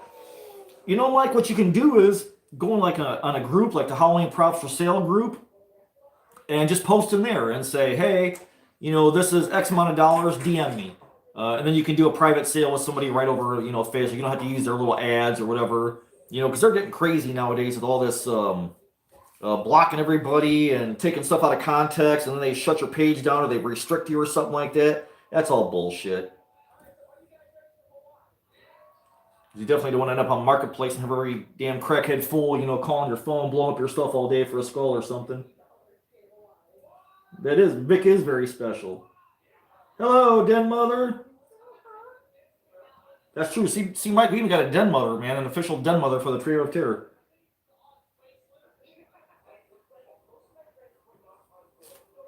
We've been at this for, shit, like 3 years now, Vic, something like that? Right around so? All right. There's my hot glue. Now I need to very carefully dig that bitch out. Man, that silicone, man, this is Dragon Skin 10, fast, cures in 75, 77 minutes, something like that. So I'm going to try and slit that so I can get my jaw out.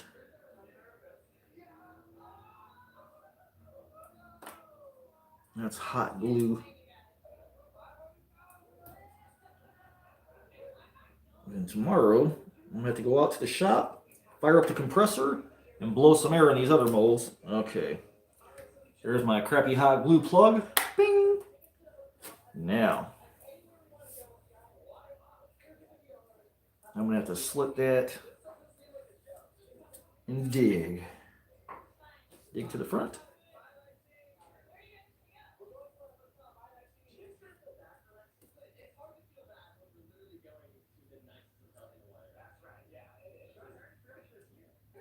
Do a little curve cut.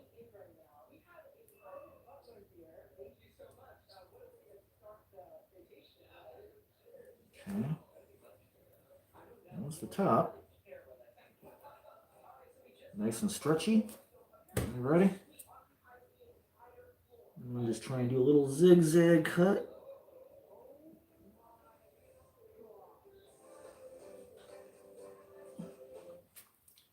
Really should be using like an X-Acto knife for this. I was too lazy to run my fat ass out to the garage and get it.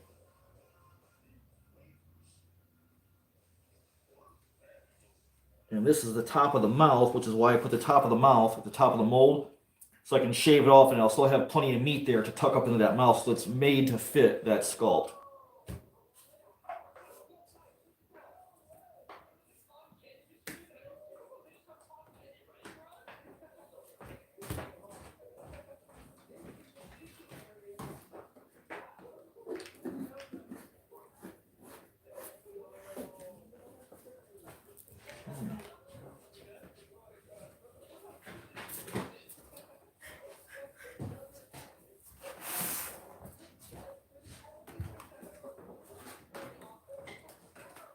Okay, I'm gonna pop this open enough to get my teeth out.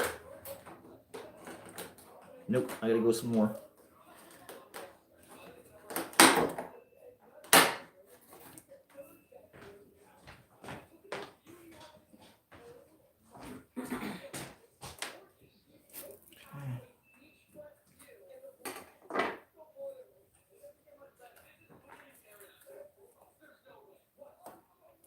Do a little bit more on the front. Here.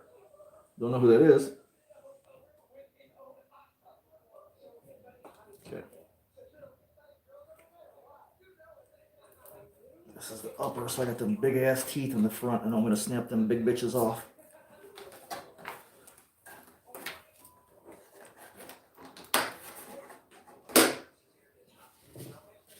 I'm gonna bust this little jaw so I'm getting it out.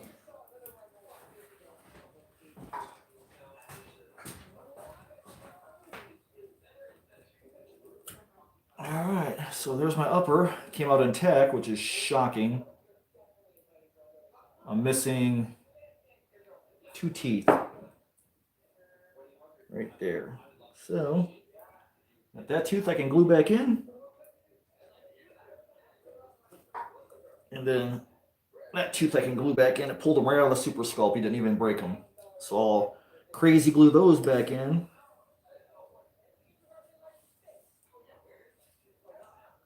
And then that is my upper jaw set. So when I go to fill this mold, I'll fill it into the top. Everything should fill and gravity feed down.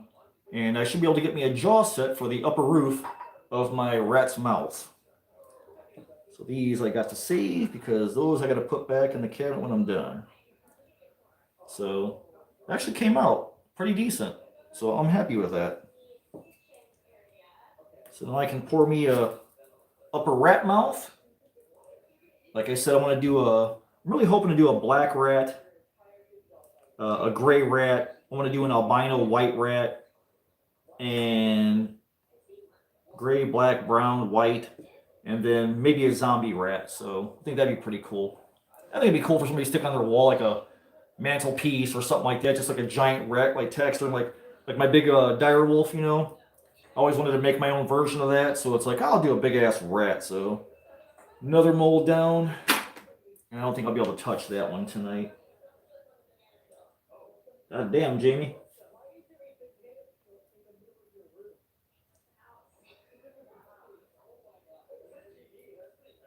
Whatever program you're using, it's working now. 1, 2, 3, 4, 5, 6 like auto types or something like that. Beaver jaw. Nope, dead mother. This is when I sculpted for the giant rat.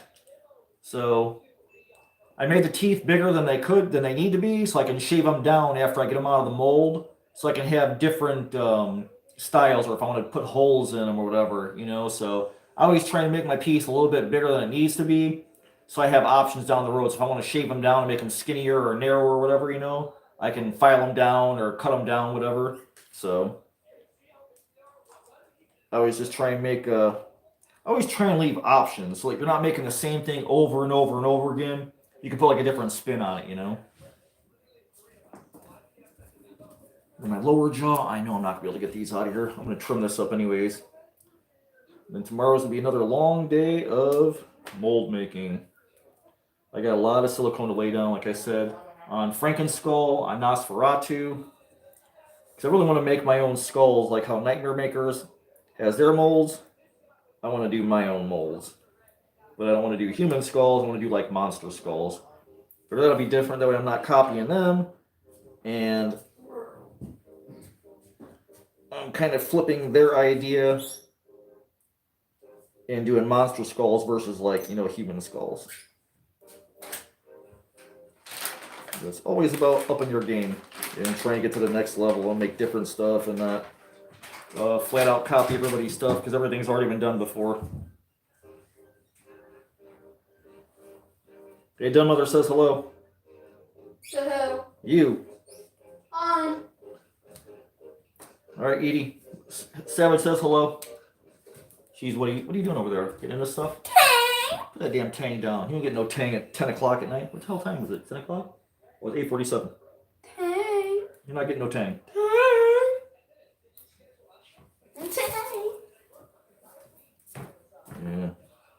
My lower jaw should come out easier, but I have a feeling that's not going to be. I should just smack the sucker with a hammer. I'm going to try and dig it out. What the hell?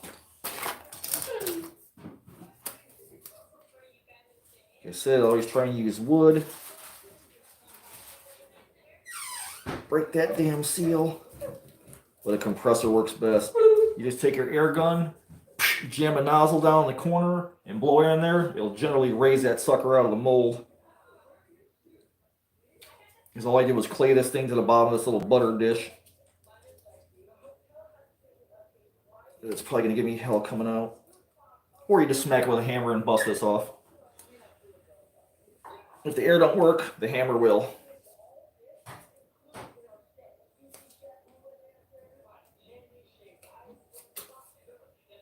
This thing should want to come out because I only clayed this jaw to the bottom. So in this dish, I have the jaw upside down like this. And all I have on the bottom is clay. I didn't hot glue it. I didn't use blue tack or anything like that. So short of tearing this damn mold, so I don't have to redo it. I'm going to end up having to use the compressor tomorrow. So tomorrow, my work's going to be cut out for me. Unless grab the back of the mold, maybe I can peel it out of there. It says softer silicone. Oh, you bastard, come on. Get in there.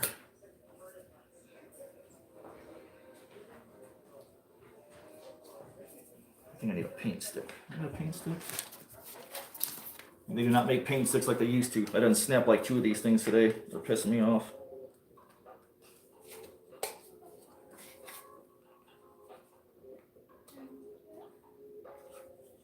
Damn, I just want to gather that up.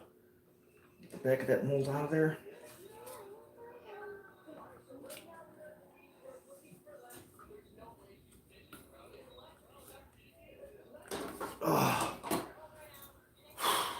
I'm going to either snap my finger or stab myself in the face with a paint stick. I'm going to have to wait till tomorrow. And get the air on there. Looks like it raised up though.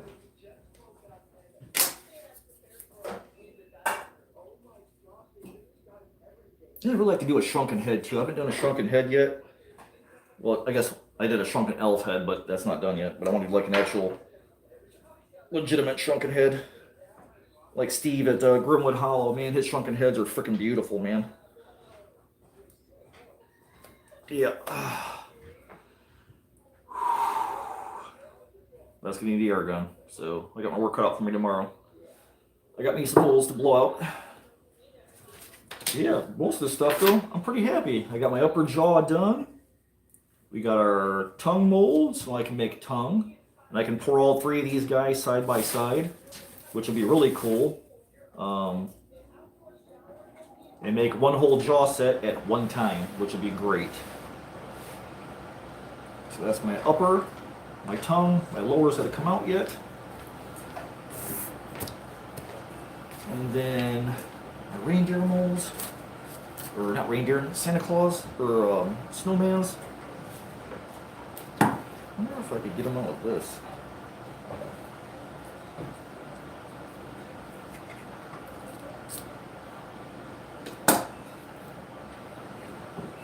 That's gonna be a dig fest. Oh, foil. What was I thinking?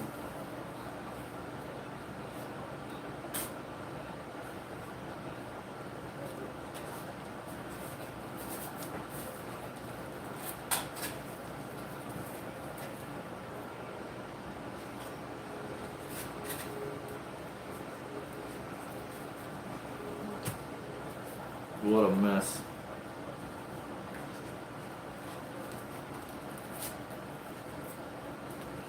Tell you though, it's really gonna look like coal once all that crap comes out of there.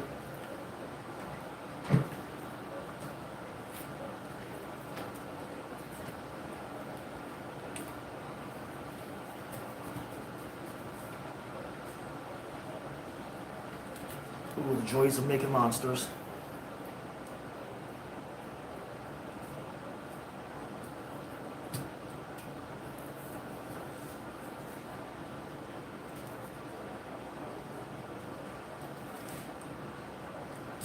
Oh, that's gonna be ugly.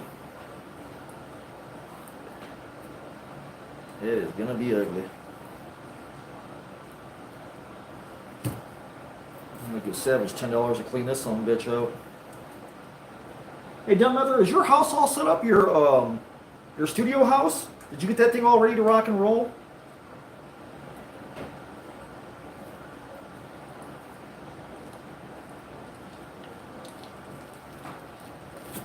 Ooh. Yeah, I got one out. One. So that's one cleaned out. I only got, what, 13 more to go? So I can have me some custom snowman's teeth.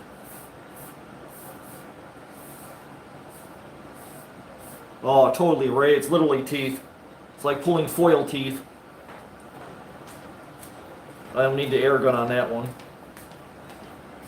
Just to break that sealer on all that foil. Oh man. These little needle noses ain't helping it. They don't have much grip on them.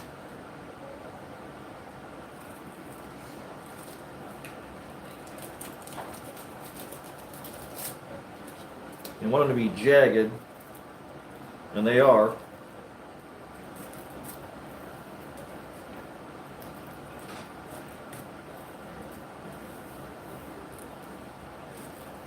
Ooh, man, foil. Yikes. And some of these suckers are like 2 inches long. Those are going to be total hell to dig out.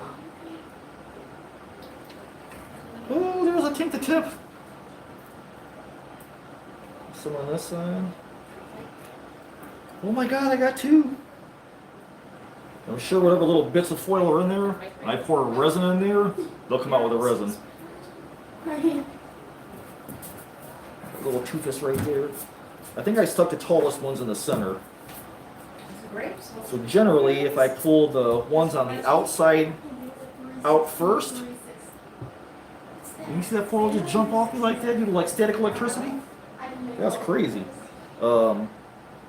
It makes the stuff in the center of the mold come out easier, so you work your way towards the center.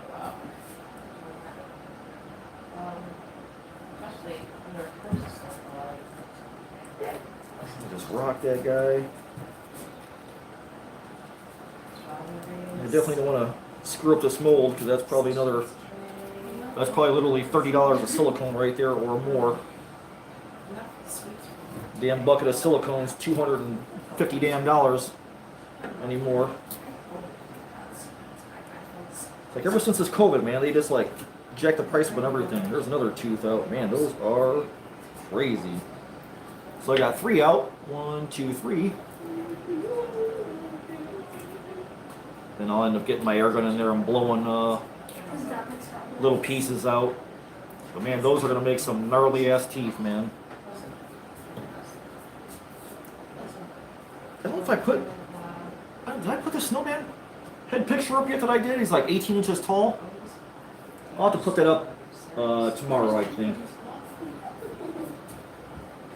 Only 1 room is complete. 6 more to go. Oh my god, that's got 6 rooms? Wow.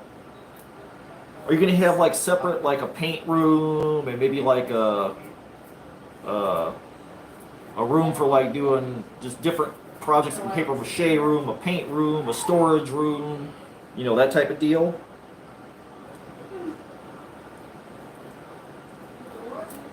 Did you get Carl to help you out? Throw some elbow grease in for the den mother.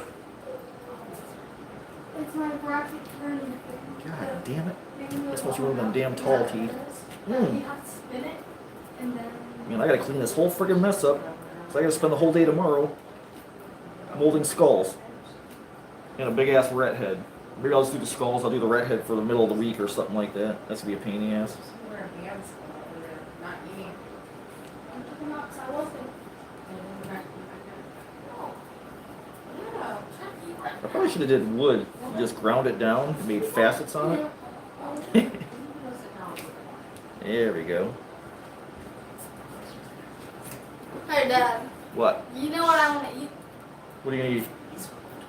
I know. I don't know. I need the dressings. Eat Vegemite. That's never gonna happen. It's good for you. Once, Ask never Ezekiel. again. Speaking of the third world, where the hell is Ezekiel? Yeah, does he even eat Vegemite? I'm gonna put you to work tomorrow. You said you can eat it as long as it's in the eggs, you wouldn't even know it. Get I guess if you eat it out of the basket, it's horrible. Oh. God, that is a mess, man. Okay, this will be my last time molding foil, Good. because that's ugly. That is going to make some gnarly ass, awesome, jagged teeth. This is going to be wicked cool. Okay. Little foil bits are dropping out. Yeah, that's a project for tomorrow, because that's jacked up. Really wish my antlers would come out, man. I got these damn buffalo teeth out. On a little hot glue. Yeah, see, I really need to. I'm gonna try and get one out. How hard could that be?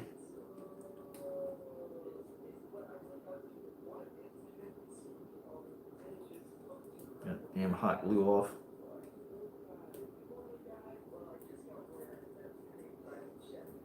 And I think I got these on eBay. Just a bag of whitetail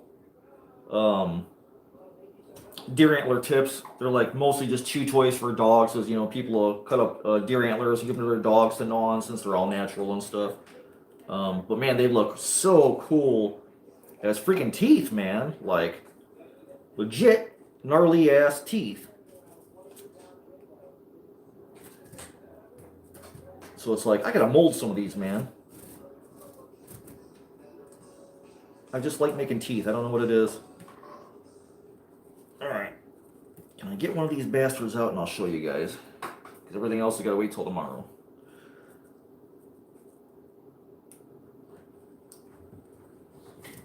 Alright.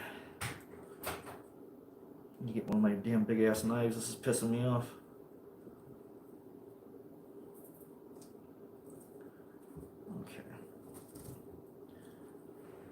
Some of these guys are in different directions.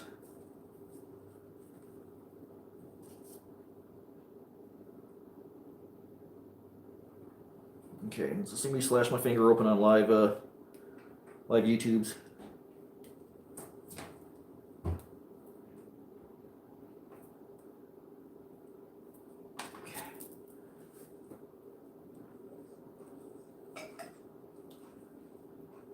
The bathroom is going to have a paragliding board for the counter. Holy crap.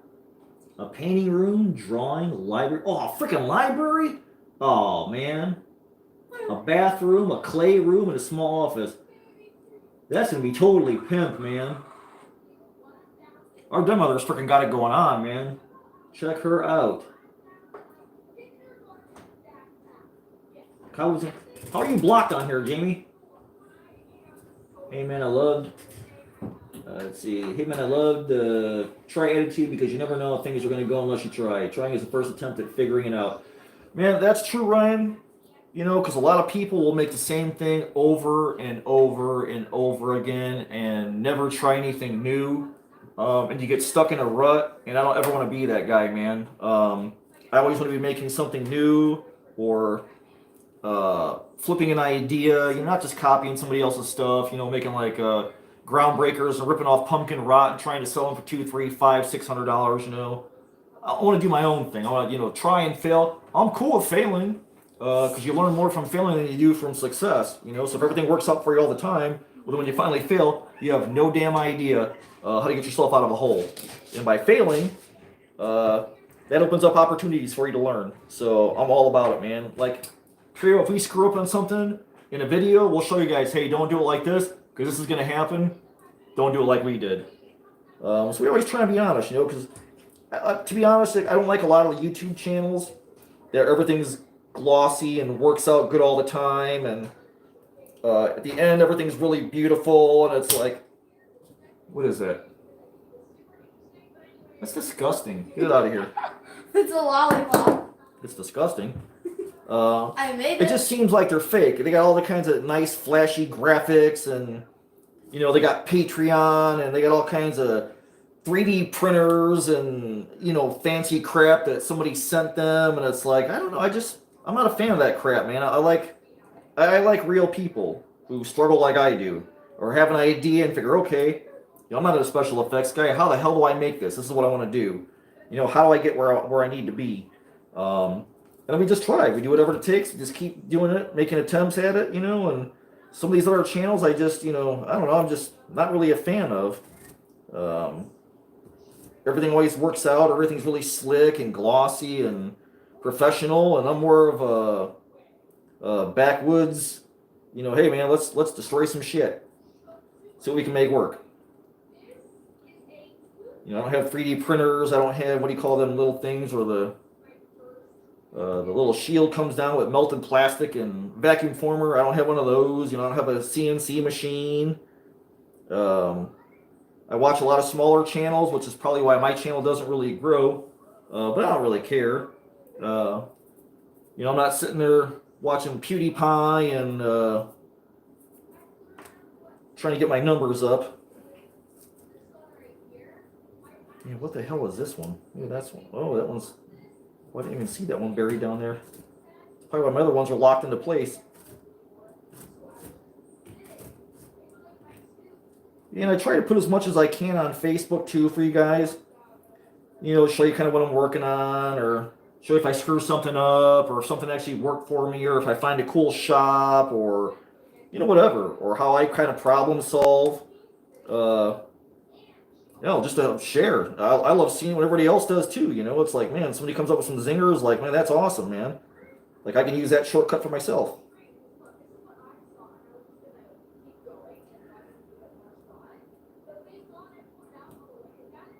Oh, that's so true, Ryan, man. I mean, you give hunters like a roll of duct tape and a packet of gum and a nail, and we will figure out some shit to make, man. I don't know, Edson, man. The thing with the 3D printing for me is that everybody who has a 3D printer, I wouldn't want to make what everybody else has. Like, so you get a 3D printer, you buy somebody else's file to make something. I would want to make my own thing, like sculpt something, and then tell the 3D printer, okay, you bastard, make this. And if you don't make it, I'm going to beat you with a freaking hammer. Like, I don't know how to get from this to a 3D printer versus just buying some Thingiverse file and downloading it and then you know, printing off something that somebody else made. You know, I would want to make my own stuff because I don't have the drive to. I just want to make a bunch of pre-produced stuff. You know, like that's my thing. Like when you walk into my booth MHC, I want you to look around and you're like, oh, that's Michael's, that's Hobby Lobby, that was Home Depot last year. You know, that's why pro hunters don't use Home Depot crap or Spirit Halloween stuff. You know, I don't want to go to a haunt and see a clapping monkey in the clown area that they bought up the street for fucking $300. That's BS. That's not even trying. I don't want to go to a haunt and see 12-foot skeletons. That's dumb. You know, and especially if you're a pro haunter, you should be above that level. That's like for our level, for, you know, non-pro guys. But some of that stuff, you go to a pro house and they cut corners like that. I don't want to see that crap, man. The 3D printing, man, I'm just not about it. It's unless I could figure out a way to like say, okay, so I sculpted this guy, I want to 3D print him. Like, how do I go from this to 3D printing? And for me, I would just be fast for me to make a mold and print these guys out, because I hate all the little damn lines that are in the thing, having to sand stuff down and you lose detail, and oh, it just drives me freaking nuts, man. Having to redo computer work, you know.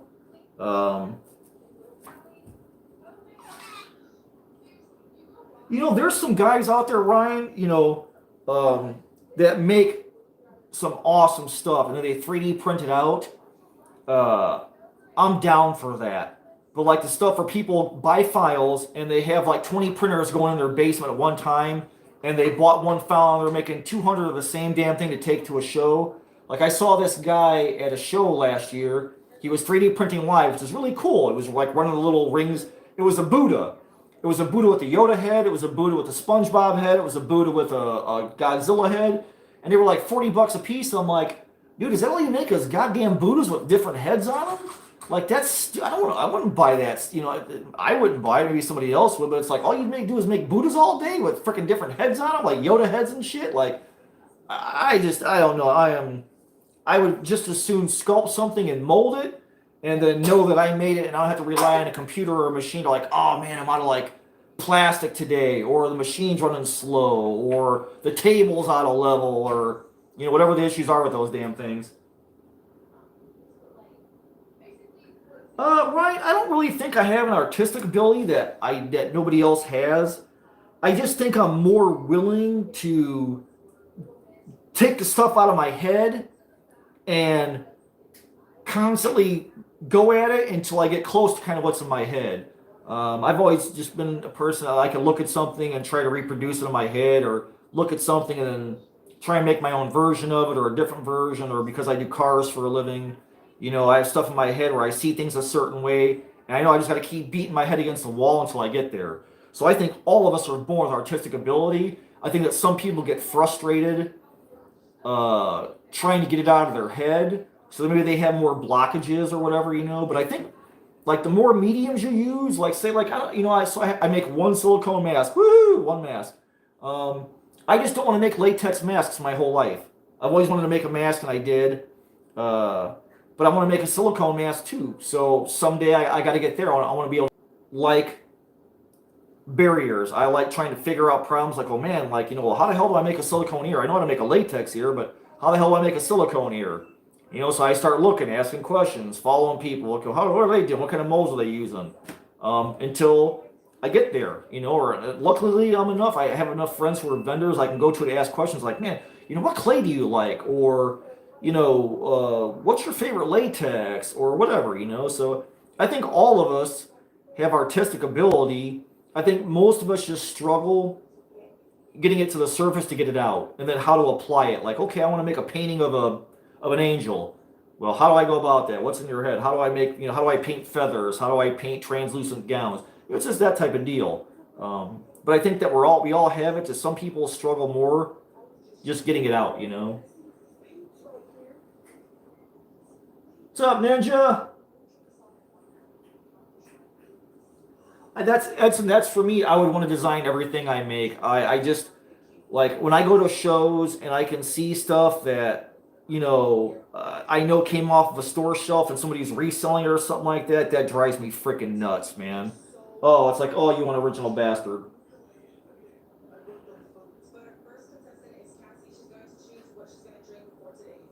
You know, Bree, I do see some of those at haunts. They dress them up and they use the $35 Home Depot skeletons. I mean, even Vic has done that. and he even wants to get away because he moved up to like $150 skellies now that are like resin skellies. So for us, like we're not happy where we're at. We're always trying to be better. We don't want to be stagnant. We don't want to be the same old guys who are making the same damn mask, for 20 years. Oh, I make 4 masks. They're all clowns. We don't ever want to be in a rut. And I think the more stuff you expose yourself to or play with, you learn more. You teach yourself more every day. And if you ain't learning every day, you're dying, man. Because your brain constantly takes in new stuff. Like everybody bitches about the AI art, like, oh, it's not real. You just plug in an image or tell it what you want, and then it spits out some stuff. I really don't have no fear of anything. Like I love going to Trans World and seeing all the most badass, awesome werewolf stuff, whatever. It's like I want to make that stuff. I want to make better stuff than what I see. I love looking at stuff that scares me, like how the hell did they make that, or how is that so badass that I can't make that? I love seeing stuff that shames my work because it makes me want to be better and get to the next level. So I welcome competition. Like I'll sit next to Jordi Shell and I'll sculpt. I don't care. Granted, my stuff will never touch his, but I'm not afraid to sit next to that guy and go at it and learn and be in his presence and suck some of that off of him so I can put it in my own head. Always try and be a sponge. I'm not afraid of anybody, dude. Like I'll sit down with anybody and work with anybody. I don't care. Because it's a learning experience to me. That's just how I roll. Some people, I'm fine just doing this and staying on my level. I don't ever want to be on my level. I always want to be on the next level and the next level. So you don't learn if you don't open your mind. Scan it. There's ways of doing it with an iPhone. I don't have anything. I got iMortgage, so I don't have iPhones, iTablets, iPads. I got iMortgage. Some of the tech stuff is cool if it actually helps people. So for this guy, so I got these little staples. I didn't want to put Home Depot staples and plug them in the head like everybody else does. I got to be extra, so I sculpted staples. And I could have probably, called up Edson and said, hey, Edson, this is my design. Make me these, and then make me, print me off 400 of them. I'm just not that guy, man. And maybe I will be one day. Not that I have anything against technology, because there's some really cool, intricate stuff that I can't make, that I can't mold. But for most of my stuff, I don't want somebody to walk up on something like, oh man, you 3D printed that, if I can't hide the lines or whatever, So that's just how I think. I don't know. I'm not ready to give in to the machine yet. I still got 2 hands. I always want to try and make as much as I can. It's like with these, sure, you can mold teeth in. Why? Make resin teeth. They're going to look cool. You can pull them in and out of the sockets. You can change the shape of them. Be extra. Don't just make a foam skull and have people, sawing out the damn teeth with hacksaws or a grinder or a die grinder. I just don't think like that. I always try and think like, how do I set myself apart from the last guy? That's just me. Even when I go to haunt shows, I like looking for flaws and stuff or see how people work. And if somebody has a really beautiful piece, it's like, man, like I envy them. Like, how do I get to their level,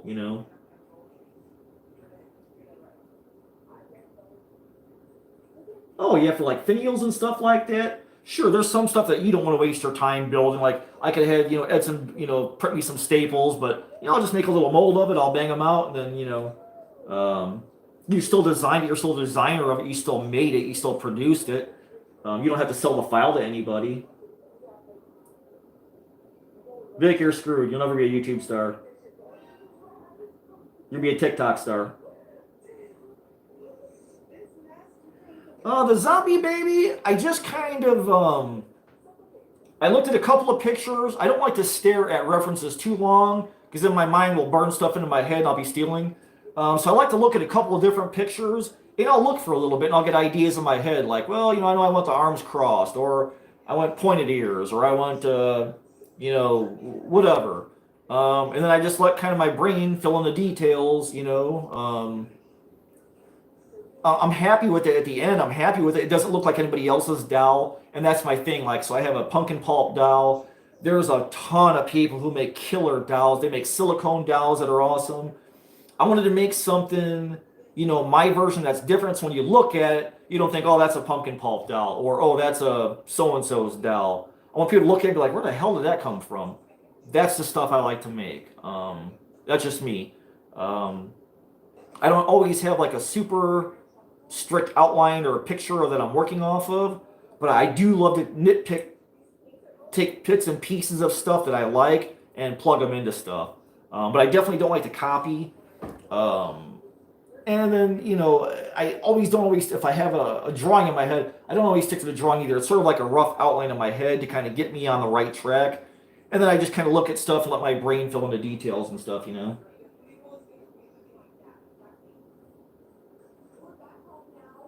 They're still up in the attic, Jamie. What's up, Nick? And then dealing with not being able to get it out and it be what you see in your head and not being able to master the ability to get even halfway decent at it. Nick, there's got to be a happy medium in there somewhere where like you have an idea in your head and you just keep trying to get it as close as you can, and then sometimes you'll make something like halfway through and you're like, okay, that's pretty close. And then later on you'll figure out a way like, oh man, like now I know how to get that nose the right way, or I know I need to put the eyes closer together or further apart or make the jaw come out more.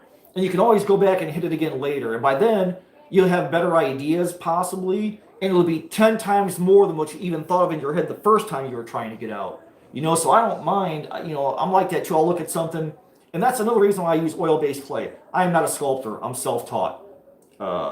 So I don't have a chance to sit down and make a lead clay sculpture and mold it and do it like in 3 hours and make a mask out of it. Because I got 2 jobs. I gotta be able to walk away. I gotta run around and do stuff. So I use oil clay so it can sit.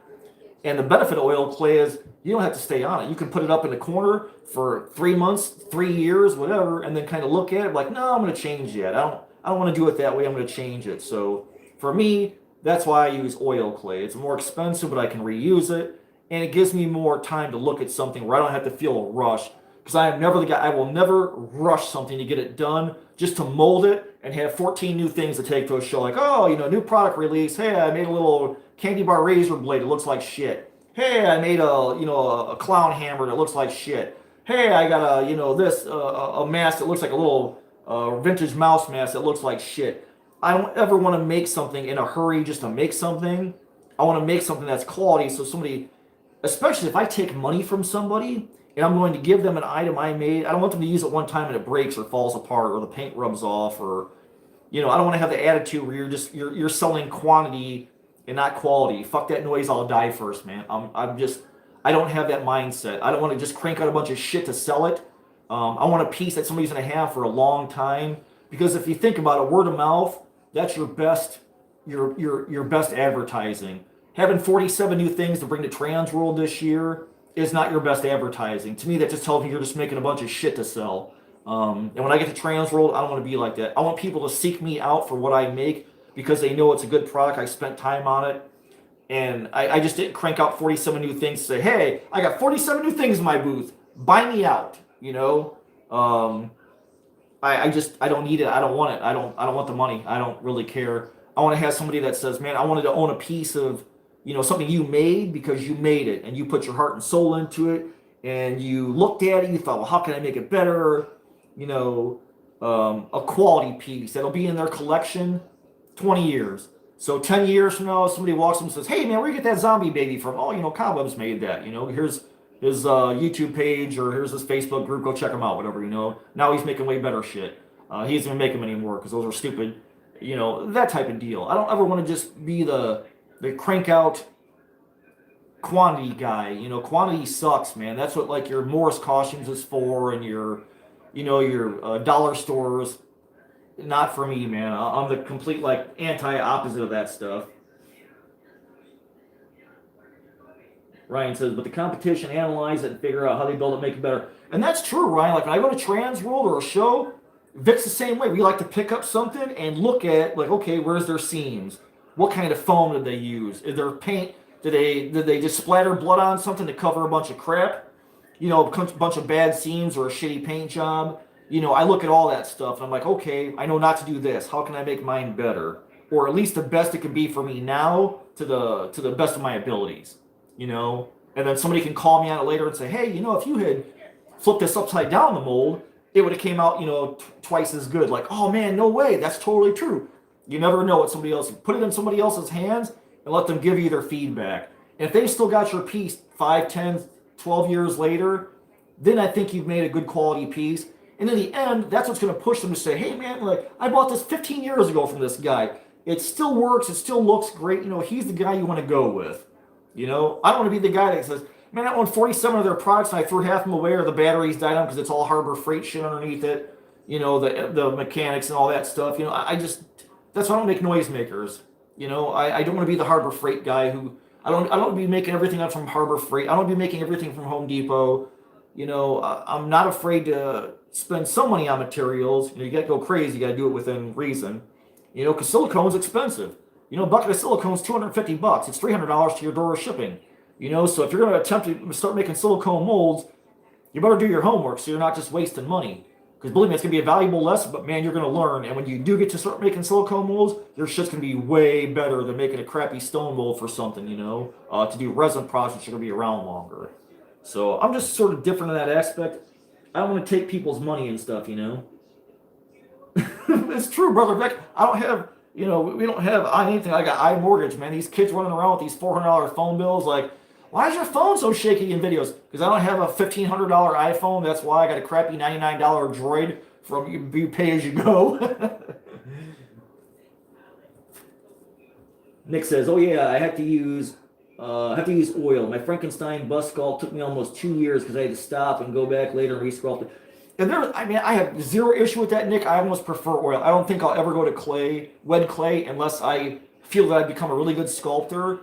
Because I feel like a lot of guys who sculpt in wet just settle. Like, man, I don't want to have to let this sculpture sit for another day. So I'm just gonna mold what I have. Good enough.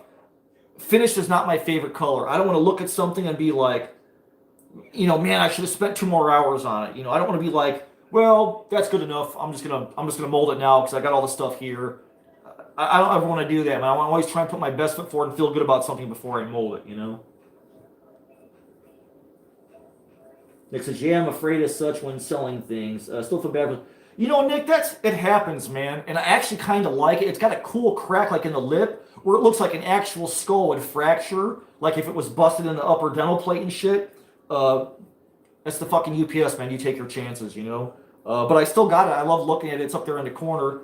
I put a picture up on Facebook today. I bought one of the Colombian skulls from All Hallows Eve. I saw they had them in the Trans World videos. I'm like, I want to get one of those, man, because I want to make my own one day. It's undersized. It's not a full size skull. It looks like it could be like a child skull or something like that, but it's still cool. It gives you a aesthetic when you see it from across the room. You know that's like a Peruvian skull, man. I just love that type of that cultural stuff where you're going back into like South America and you're doing skull shaping and all that stuff. I love all that stuff, man. Tribal stuff and everything like that.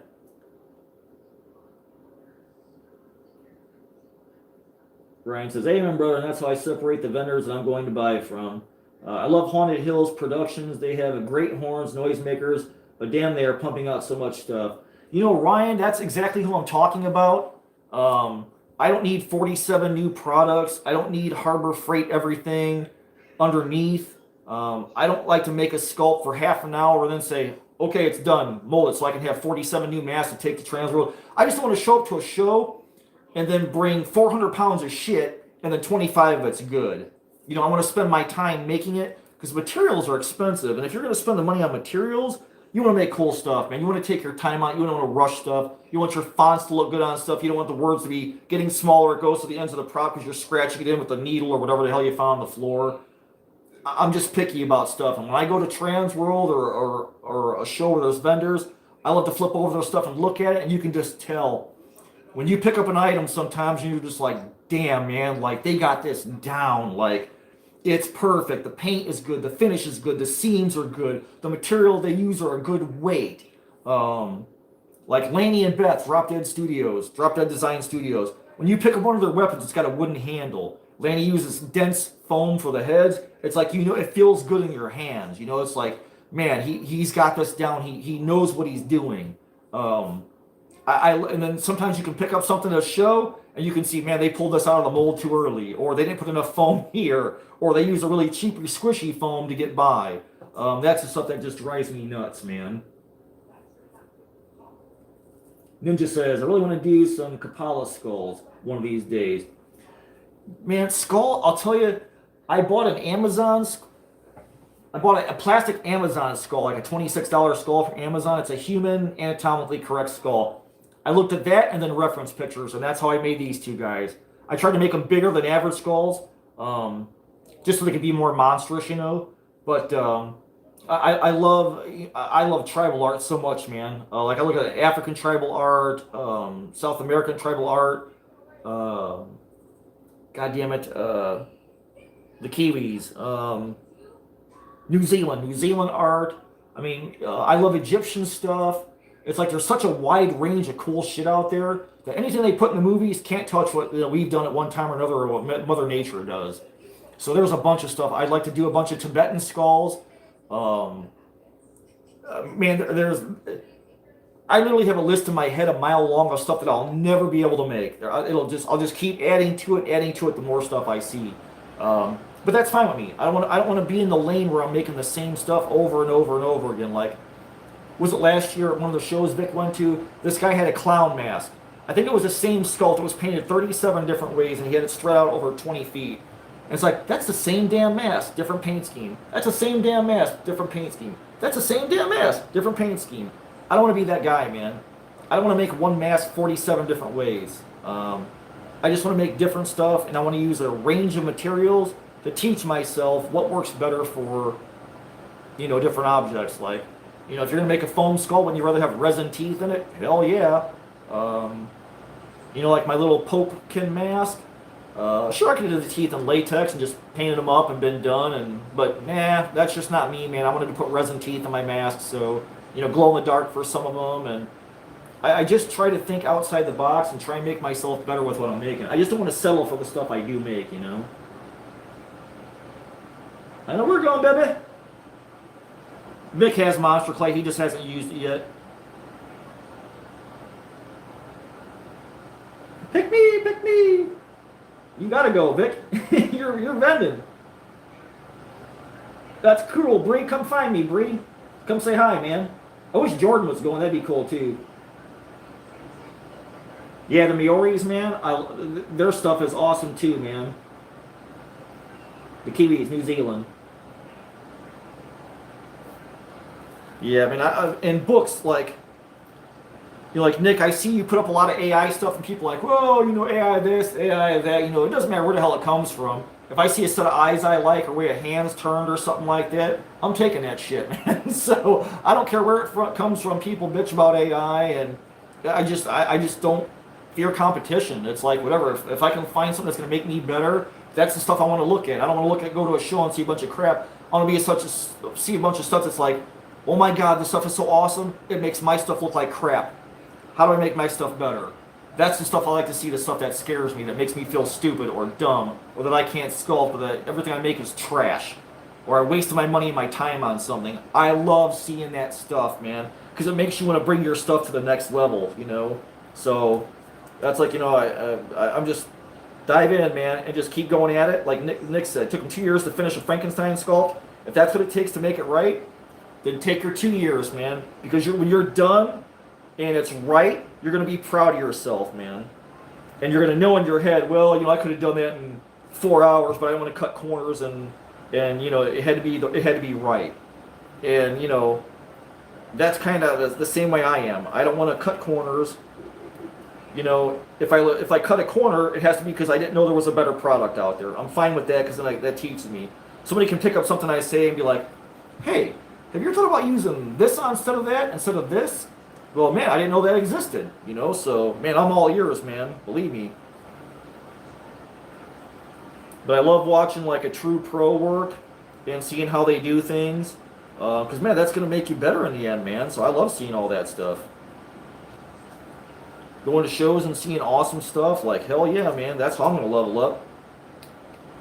Like, in Cobweb, Zane Wiley, his skulls, man, they're freaking phenomenal, man. I don't know how the hell he does them, but they're freaking awesome. He does Viking skulls and, like, Mayan skulls and all kinds of shit, man. And they're just badass, man. I think he does a Peruvian skull, too. He's on Etsy, too. I just love seeing other people's work, man. 'Cause that stuff inspires me to build new stuff. Like, you know, like Ninja said, he wants to make some skulls. Shit, make some skulls, man. Just use oil base in case it takes you like 6 months to figure it out, you know, to get it where you want it. That way you can take your time off because you got to work and, you know. Some of these guys, oh, you know, 4 hours is good enough, just mold it. I'll never be that dude. If it's not right, I'm not molding it. I just never want to put a dollar ahead of a quality product because I think those are guys that are going to be around the business for a long time. You know, and for me, for those who don't know, I restore cars for a living. I have a little shop where I'm a one-man restoration shop. So Chevelles, Camaros, Firebirds, old hot rods, everything. If it's got wheels, you know, I'll work on. I've worked on Ferraris, I've worked on Vipers, I've worked on dump trucks, I've worked on school buses. It don't matter to me. But if you're going to do that stuff, you can't do a shitty job because you're taking somebody's car, especially if they're going to give you thousands of dollars to fix it and make it right. Your stuff's got to last, it's got to hold up. So I don't ever have a fly-by-night attitude about how to get something done to where it's right and it's going to hold up and stay good. So I kind of carry over a lot of my stuff from vehicles and cars. So that's just kind of like what you guys see on my channel. Like I use automotive stuff or automotive paints, primers, fiberglass for stuff. Because it'll last. It's tried and true. And these freaking antlers are gonna be a bitch. Oh yeah, I mean I've never used AI, but I see people like you can just type in like my buddy used it. He's writing a module right now, and he wanted a giant rat. He said he typed in like giant rat coming out of a tunnel or something like that, and it popped up some image for him. It was cool, man. I thought, man, that's pretty freaking awesome. He goes, you ain't got to pay an illustrator. You can put it in your little module. It's like, well, man, no shit. That's awesome.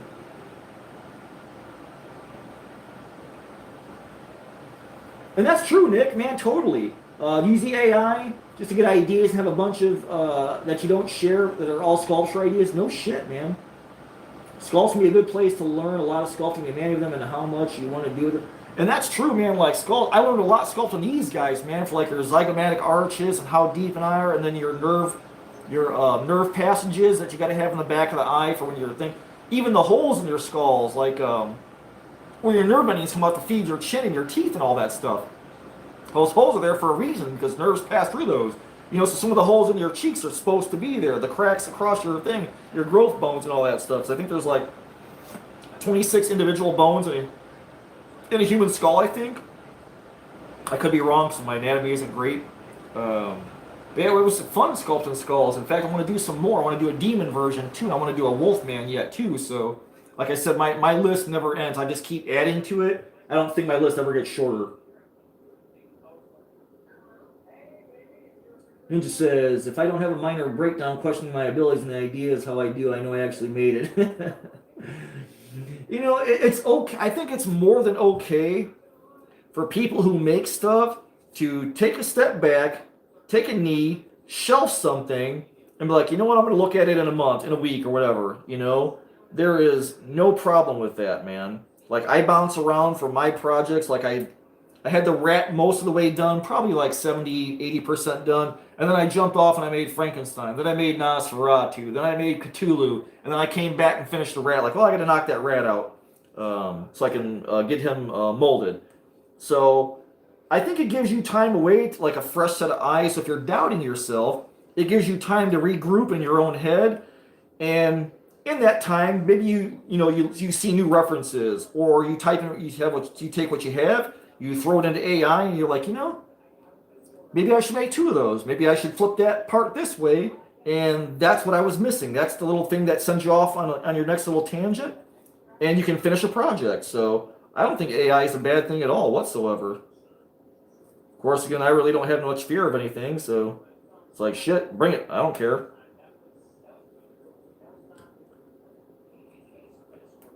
Then again, I'm a book whore, though. I like to look in old books that I have. That's another big inspiration for me, is actual paper that I can hold in my hands versus having a computer open or something like that. I still love digging in books to this day.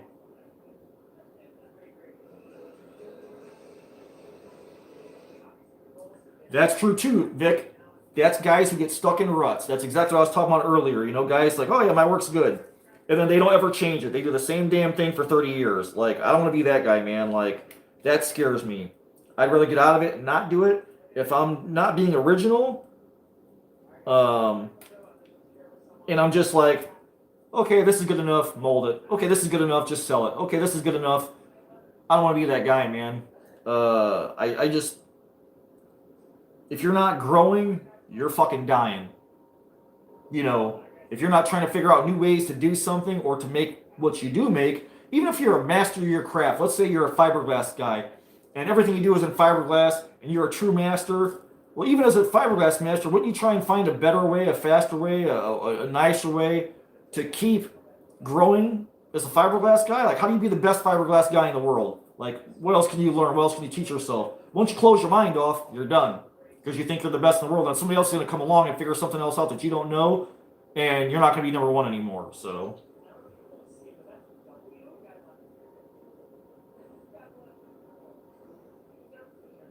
see, Bree says he also told Jordan he needs to work on obtaining quality and working on his own creations rather than quantity.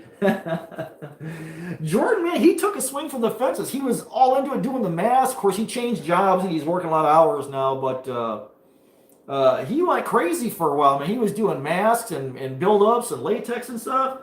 He was all fired up, man. So I can't wait to get him back on that thing again. Let's see. Patty says, damn, Keith, I wish you were here to work on my Firebird. I won't send it to just anyone. Body is starting to crack. Fenders on top of it. Is it a plastic bird, Patty? Is it like a 90s one? Where it's got the plastic fenders and the plastic door shells? The quarters are still metal on that car. The rear deck is metal. But the fenders are plastic. The hood is, I think, fiberglass or plastic with a sheet metal skin underneath it. Firebirds are my cars. I'm an F-body guy to the core. I love Firebirds. Like, all the 60s, well, there's only the 60s, 69 was the only 60s Firebird. I love the 70s cars to the later 70s. I love the third gens. I love the second gens. I love the first gens. I'm a big-time F-body guy. Nick says he's also an art is pain type. I've always had been. You know, I don't think it has to be. You don't always have to do something that completely challenges you every time to your core. Sometimes it's fun to do a project that's small, like, so like when I do a Loctite skull, right, I'll take a Nightmare Maker skull and chop the hell out of it and put some wires and what do you call it? Oh, god damn it. Shit. Armature wires, like a hanger or baling hanger, and just go at it with a can of spray foam. That is like the most freeing thing, man. You just take something, hit it with spray foam, shoot it down with water, and then just start playing with the foam and see what you can make out of it. Like, it doesn't always have to be a masterpiece, but it can be fun too, where you're kind of just learning, like, man, I had 15 minutes to work with this shit before it hardened up, and this is what I made. It's sort of like AI, but like in your head, and sort of like with a gun to your head. So I kind of like that style too. But, I try not, I definitely don't want to just look at something and be like, oh God, I hate that. Like, can I redo it? Can I make it better? But it's good to have those failures too, because then it propels you to the future. So if you make something, you're like, oh God, that's awful. And then you see it a week later and you're like, well, it's mostly the eyes. The eyes are terrible. One's going this way, one's got sugar in his tank pointing down. Like, if I fix the eyes, it'll be better. And then you go and you fix the eyes, you're like, hey, that's not so bad. Maybe I'll put horns on it, or I'll add a second mouth to it or something like that.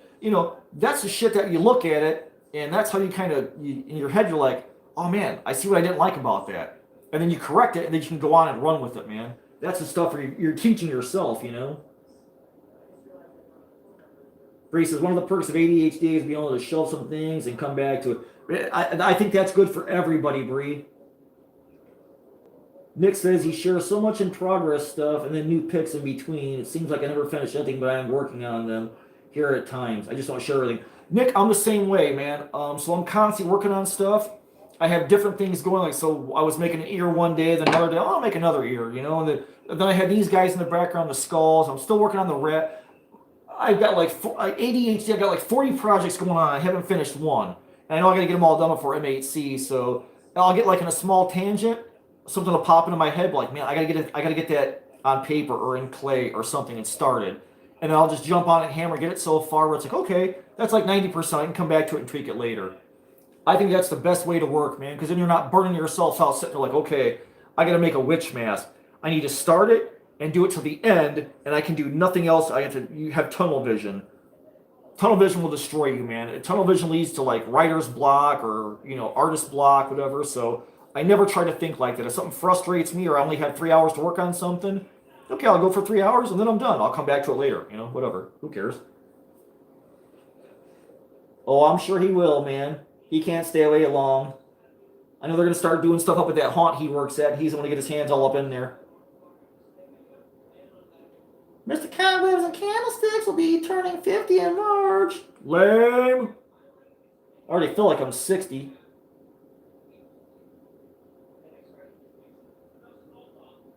$2,001, a 71? Oh, snap. Is it a formula with the twin scoop hood? And it's got the little thing on the fender, the little louvers on the fender, on the very bottom of the fender, the 1 year only fenders. And if it's a 71, if it's a Firebird, is it a Firebird or is it a Trans Am? Because in 1971, the Trans Ams were cameo white with lucerne blue stripes.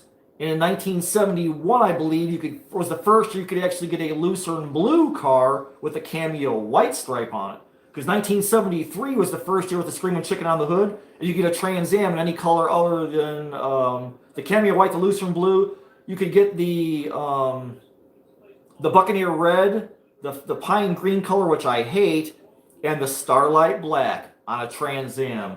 But the 71, that is I love the 69, the 70, the 71 I love the formulas, I love the 455 HOs. I love the horseshoe interiors on those. The deluxe interior has the horseshoe padding on the top of the seat. I love those freaking cars, Patty. The 71s are really rare. 73 is a lot by themselves, like the core support bushings are 1 year only. I love all the early Pontiacs. Man, those first couple of years, all the cameo white cars and the lucerne blue cars, which is like Le Mans blue in Chevrolet. I love those cars, man. The formulas are awesome. They had the big twin snorkels on the hoods. I love the 14-inch polyglass tires on those with the honeycomb wheels that were only 14 inches. They were like plastic welded onto a rim. I absolutely love those freaking cars, man. Like I said, I'm such a Firebird guy. One of these days, I want a 73 for myself since that was the year I was born, and that was the first year for the Screaming Chicken on the hood. You've been doing this live stream for 3 hours. No, I haven't. Only been 2. Mm-hmm. Just a Firebird. The cool thing is about the Firebirds, so the Trans Ams were all white, with the cameo white car, which is like code. Let's see, cameo white is code 11. Starlight black is code 19, but up to like 1969. The cameo white was code 19, and Starlight black was code 11, so they flip-flopped the codes, if I remember right. And all the Trans Ams were made in Van Nuys. A lot of the Firebirds were made in Van Nuys and Norwood, California. My car is a 79. It's an oddball. Mine was a Canadian bird, which is really odd. But the Firebirds, man, they came like the Skybirds. They had the Redbirds. They had the Goldbirds. Those were cool in the Firebirds, like the Esprit trims and shit like that. I just love those cars. The Firebirds were so much nicer than like the Camaro, but I love that gen Camaro too. Like the 70 Camaro, I think is the best Camaro they ever made. Mostly because it's on a Firebird chassis, but I love those cars a lot as well, man. They're freaking awesome. They come with them hideous colors like the pea green and all that, the golden rod. I love the late 70s. The 77 and the 78 that came in legendary brown and the Chesterfield brown. That's a beautiful color. 77, the special edition solar gold code 50 cars. I love those. I love that color on a Firebird or a Trans Am. I love the brown, the legendary brown or the Chesterfield brown. I love that color. In the late 70s they had the dark navy blue. Was it like Martinique blue? What color is your car, Patty? Nick says, just the way I do things personally, not how I recommend doing it. Well, to put a third eye, in that fucking Skelly was awesome, dude. I mean, that's some shit that I've never seen anybody do. Everybody's like, I'll do a 12-footer, I'll do this. You know, they really don't change it too much. But that was pretty balls of you, man. I thought that was pretty freaking awesome. To crack open some electronics, be like, yeah, let's fuck this up, man, and figure out how the hell we're going to do this.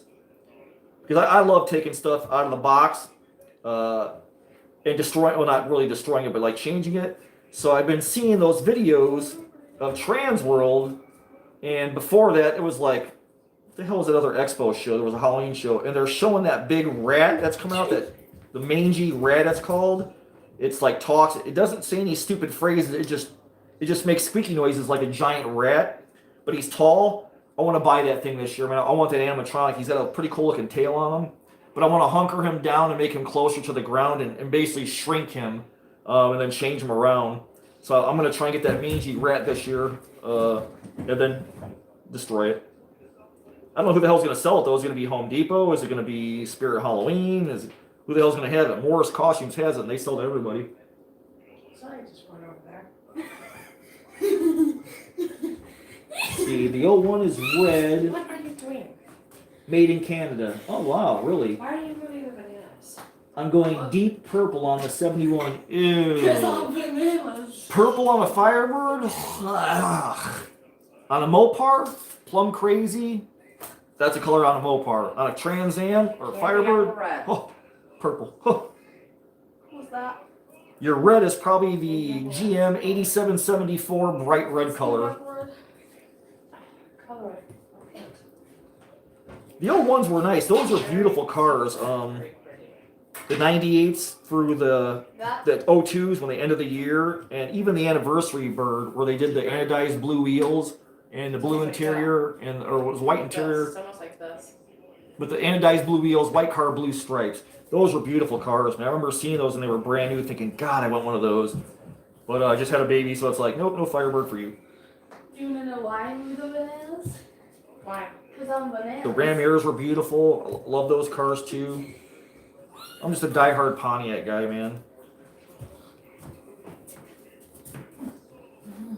Ilson the Wreck. What the hell kind of flag is that? Where are you from, Ilson? Is that Brazil? That's South America? Steven Garcia says, got a 71 Chevelle, still runs but needs work. It's super fun to drive.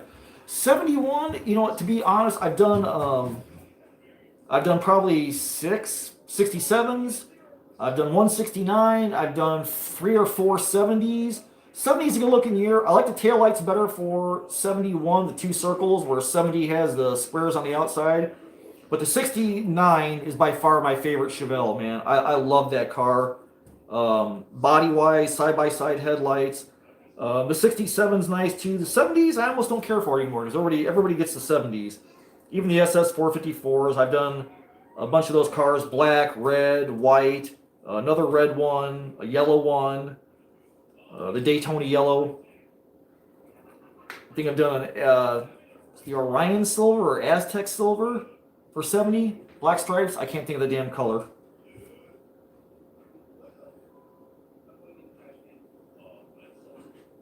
Sucks, my Pontiac went out. Oh man, that's horrible.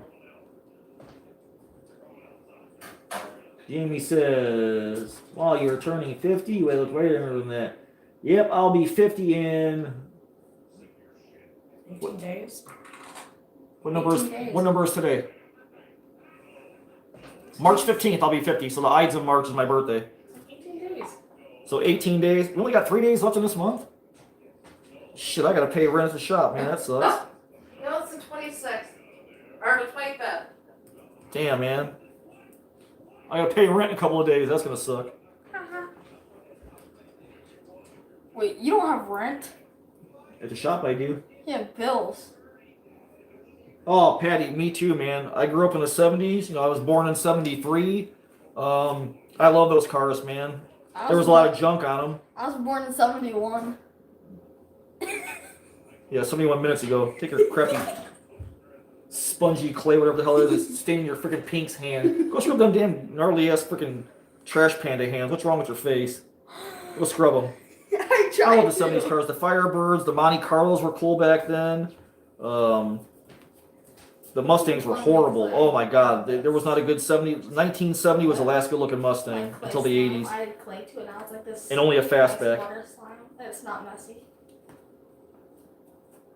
But I've done a bunch of 70s cars, 60s cars, and a lot of 60s cars.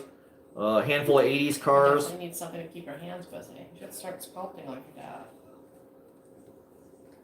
But if it's got wheels, I'll work on it. Like I said, I've done everything from a Ferrari to a friggin' dump truck.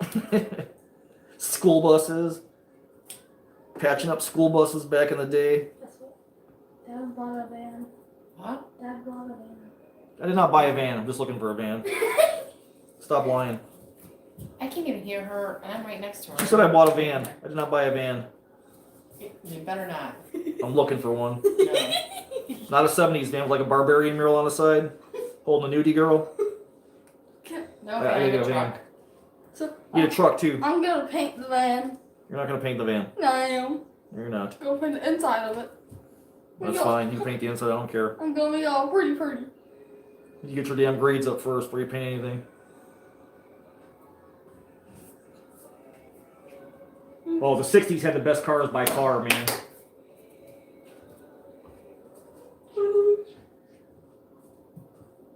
Okay, Ninja's saying, rumor I heard is a 12-foot bat like the witch. Oh, really?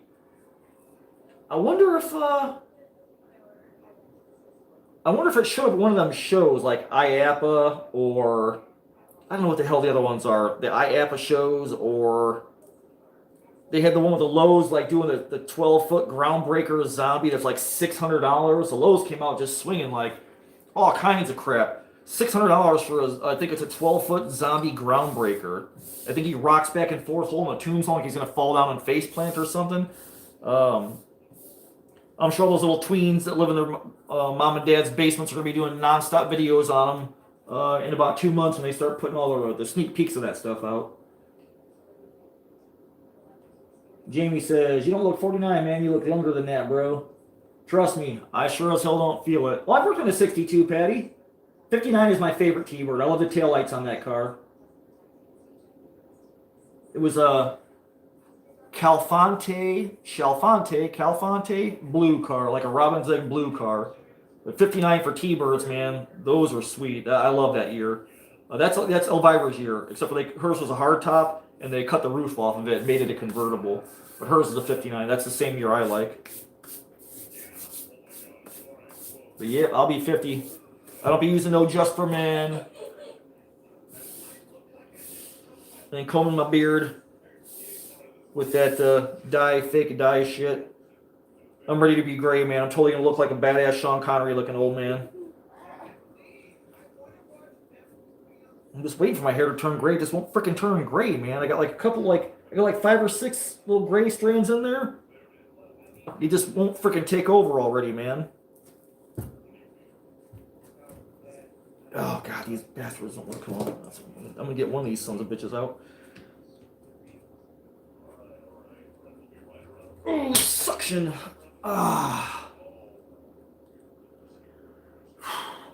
Goddamn antlers.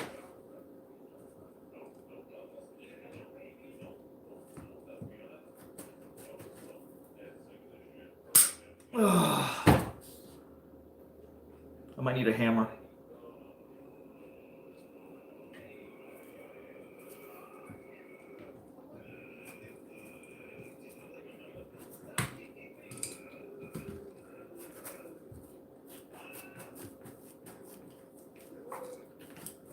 I got one.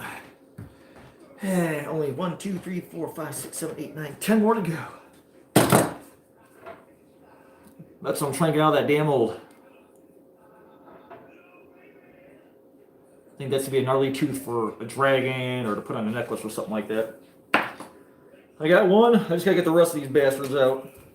I will do that tomorrow with a blowgun. Son of a bitch. Alright. Well, what a friggin' mess we made tonight. I can make a bigger mess tomorrow. Alright, people, this 10. I'm planning to start getting my shit together and jump off here. So you eat some food and then hit the sack. Alright, we go through questions. Why do you say that? How old is Savage? Savage is 12. just turned Oh, 12. like, no She's a person. winter baby. My boy Tristan, he's a Halloween baby. He's October 19th. It's good So to be. I was hoping at the time his mom was gonna hold him into like Yeah, like no Halloween, birds. but she didn't. She popped early, so I got a lot. no Halloween baby for me. Oh, well, on pepper spray. I want you to be outgoing. I don't want you to like Tristan. I'll be all right, Jamie. He's like super shy. I got one out, So I'll talk to you so as long as I got one out, I know they're gonna come out tomorrow. I'll get the compressor and the rest of the stuff will come out easy. Like, people I don't know. Or barely know. I barely Bree says, looks like those throwing stars on Jeepers Creepers. You know, I've only seen the first Jeepers Creepers. I haven't seen the second. I've seen part of the second one, like the beginning of it, where you land on the school bus. I haven't seen the third one yet, but they're revamping that whole thing because the director's into child porn, so they're gonna reboot the whole franchise. That first movie was freaking great, man, because it kept you guessing, like, what the hell is that guy? Is he a demon? Is he a gargoyle? Is he? What the hell is he, man? I love the Jeepers Creepers, guys. And his truck was awesome too. They just started with like a 37 Chevy, and they built a box on the back of a pickup truck. It was super cool, man. Outside, it's gonna be dirty. Bree says, my daughter is 1031. I held her until October 31st. That's pretty funny. Willow was supposed to be born on 1/11/11. That was her freaking the date the doctor gave us. A 1/11/11, all ones. And she didn't come, so they had to induce her on a Friday, so she was born on the 14th. So otherwise, she'd have been a 1/11/11 baby, which would have been funny as hell. Do you celebrate her birthday on 31st, Bree? Do you have a Halloween party for her birthday? Who? Bree, her daughter was born 10/30.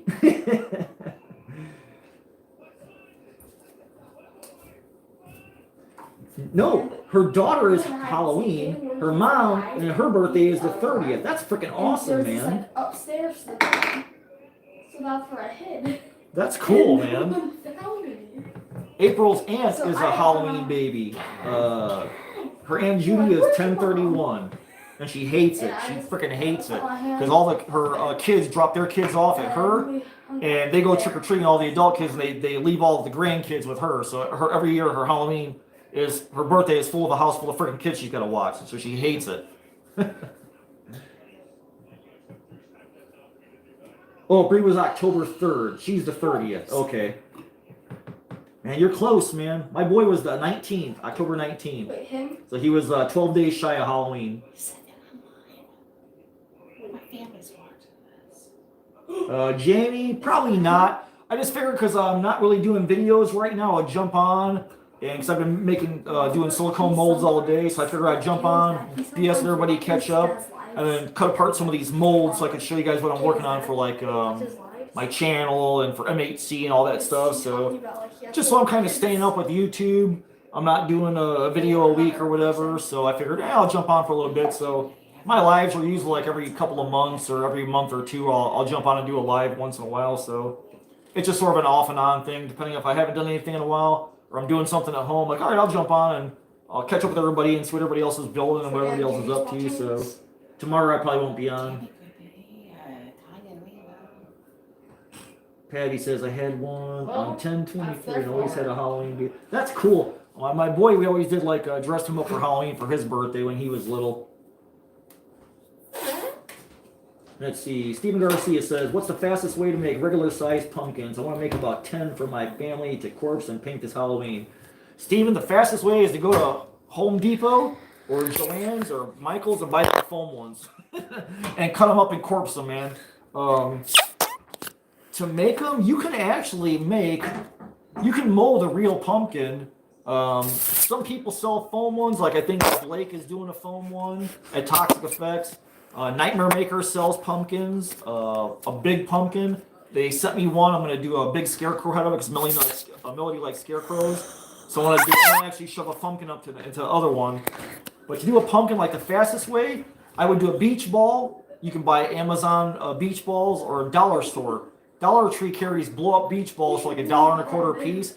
Right around springtime with all the pool toys and shit. Man, put it on the ground and spray foam it in. And not with Great Stuff foam, because Great Stuff foam keeps expanding. So if you get a couple of cans of Loctite, now Loctite foam is twice the price, but once you smash it down and get the gases out of it, it'll stay that way. Plus, it'll take spray paint better. I would use Loctite foam, probably 2 cans per pumpkin. Put it on the ground, make your lines, and you don't even have to completely envelop the whole beach ball. You can just do it to the ground. Do it on a garbage bag. Put a beach ball in a garbage bag. You know, make your lines around it, and that'll give you a nice stiff shell. And then you can go ahead and you can spray paint it, and the bottom will be open to shove candles under or put over a light. Or, you know, you could go back later after you do one can and put a bottom on it and then set it back down on the plastic. Man, great stuff. And a dollar store beach ball. Fastest way to make pumpkins. And for stems, I think I've got a tutorial on my channel using an old paintbrush and pipe cleaners from the Dollar Tree. But they get heavy. So if you're not putting in a real pumpkin, it'll want to fall over and make your pumpkin top heavy. But a lot of people I go to the pumpkin patch. I take a bag with me. Oh, last year I forgot to bring the bag. And just load up on stems. Take all the stems off the pumpkins. And instead of going to the pumpkin patch, come home with pumpkins, I just come home with stems. And glue a real stem onto your pumpkin, man. That's the fastest way. The good thing is they'll last, too. And you can coat them with wood glue. Wood Tight 3 is weatherproof. So make your pumpkins, brush them out with wood glue. They can be outside for months on Halloween. Repaint them every couple of years, 5-6 years as they start to fade out. And you can basically make forever pumpkins for home. Oh, is she the 19th too, Bree?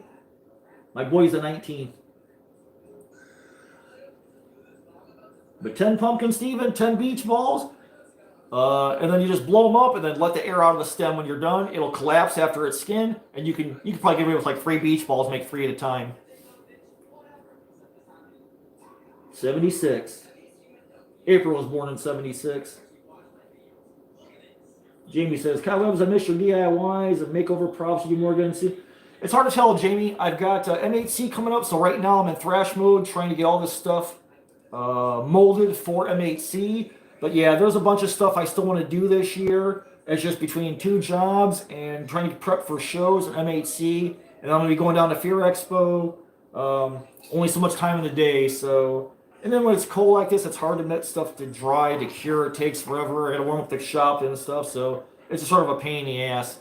But eventually, yeah, I'll be doing them again. I want to jump off this summer, get a bunch of stuff done and new projects.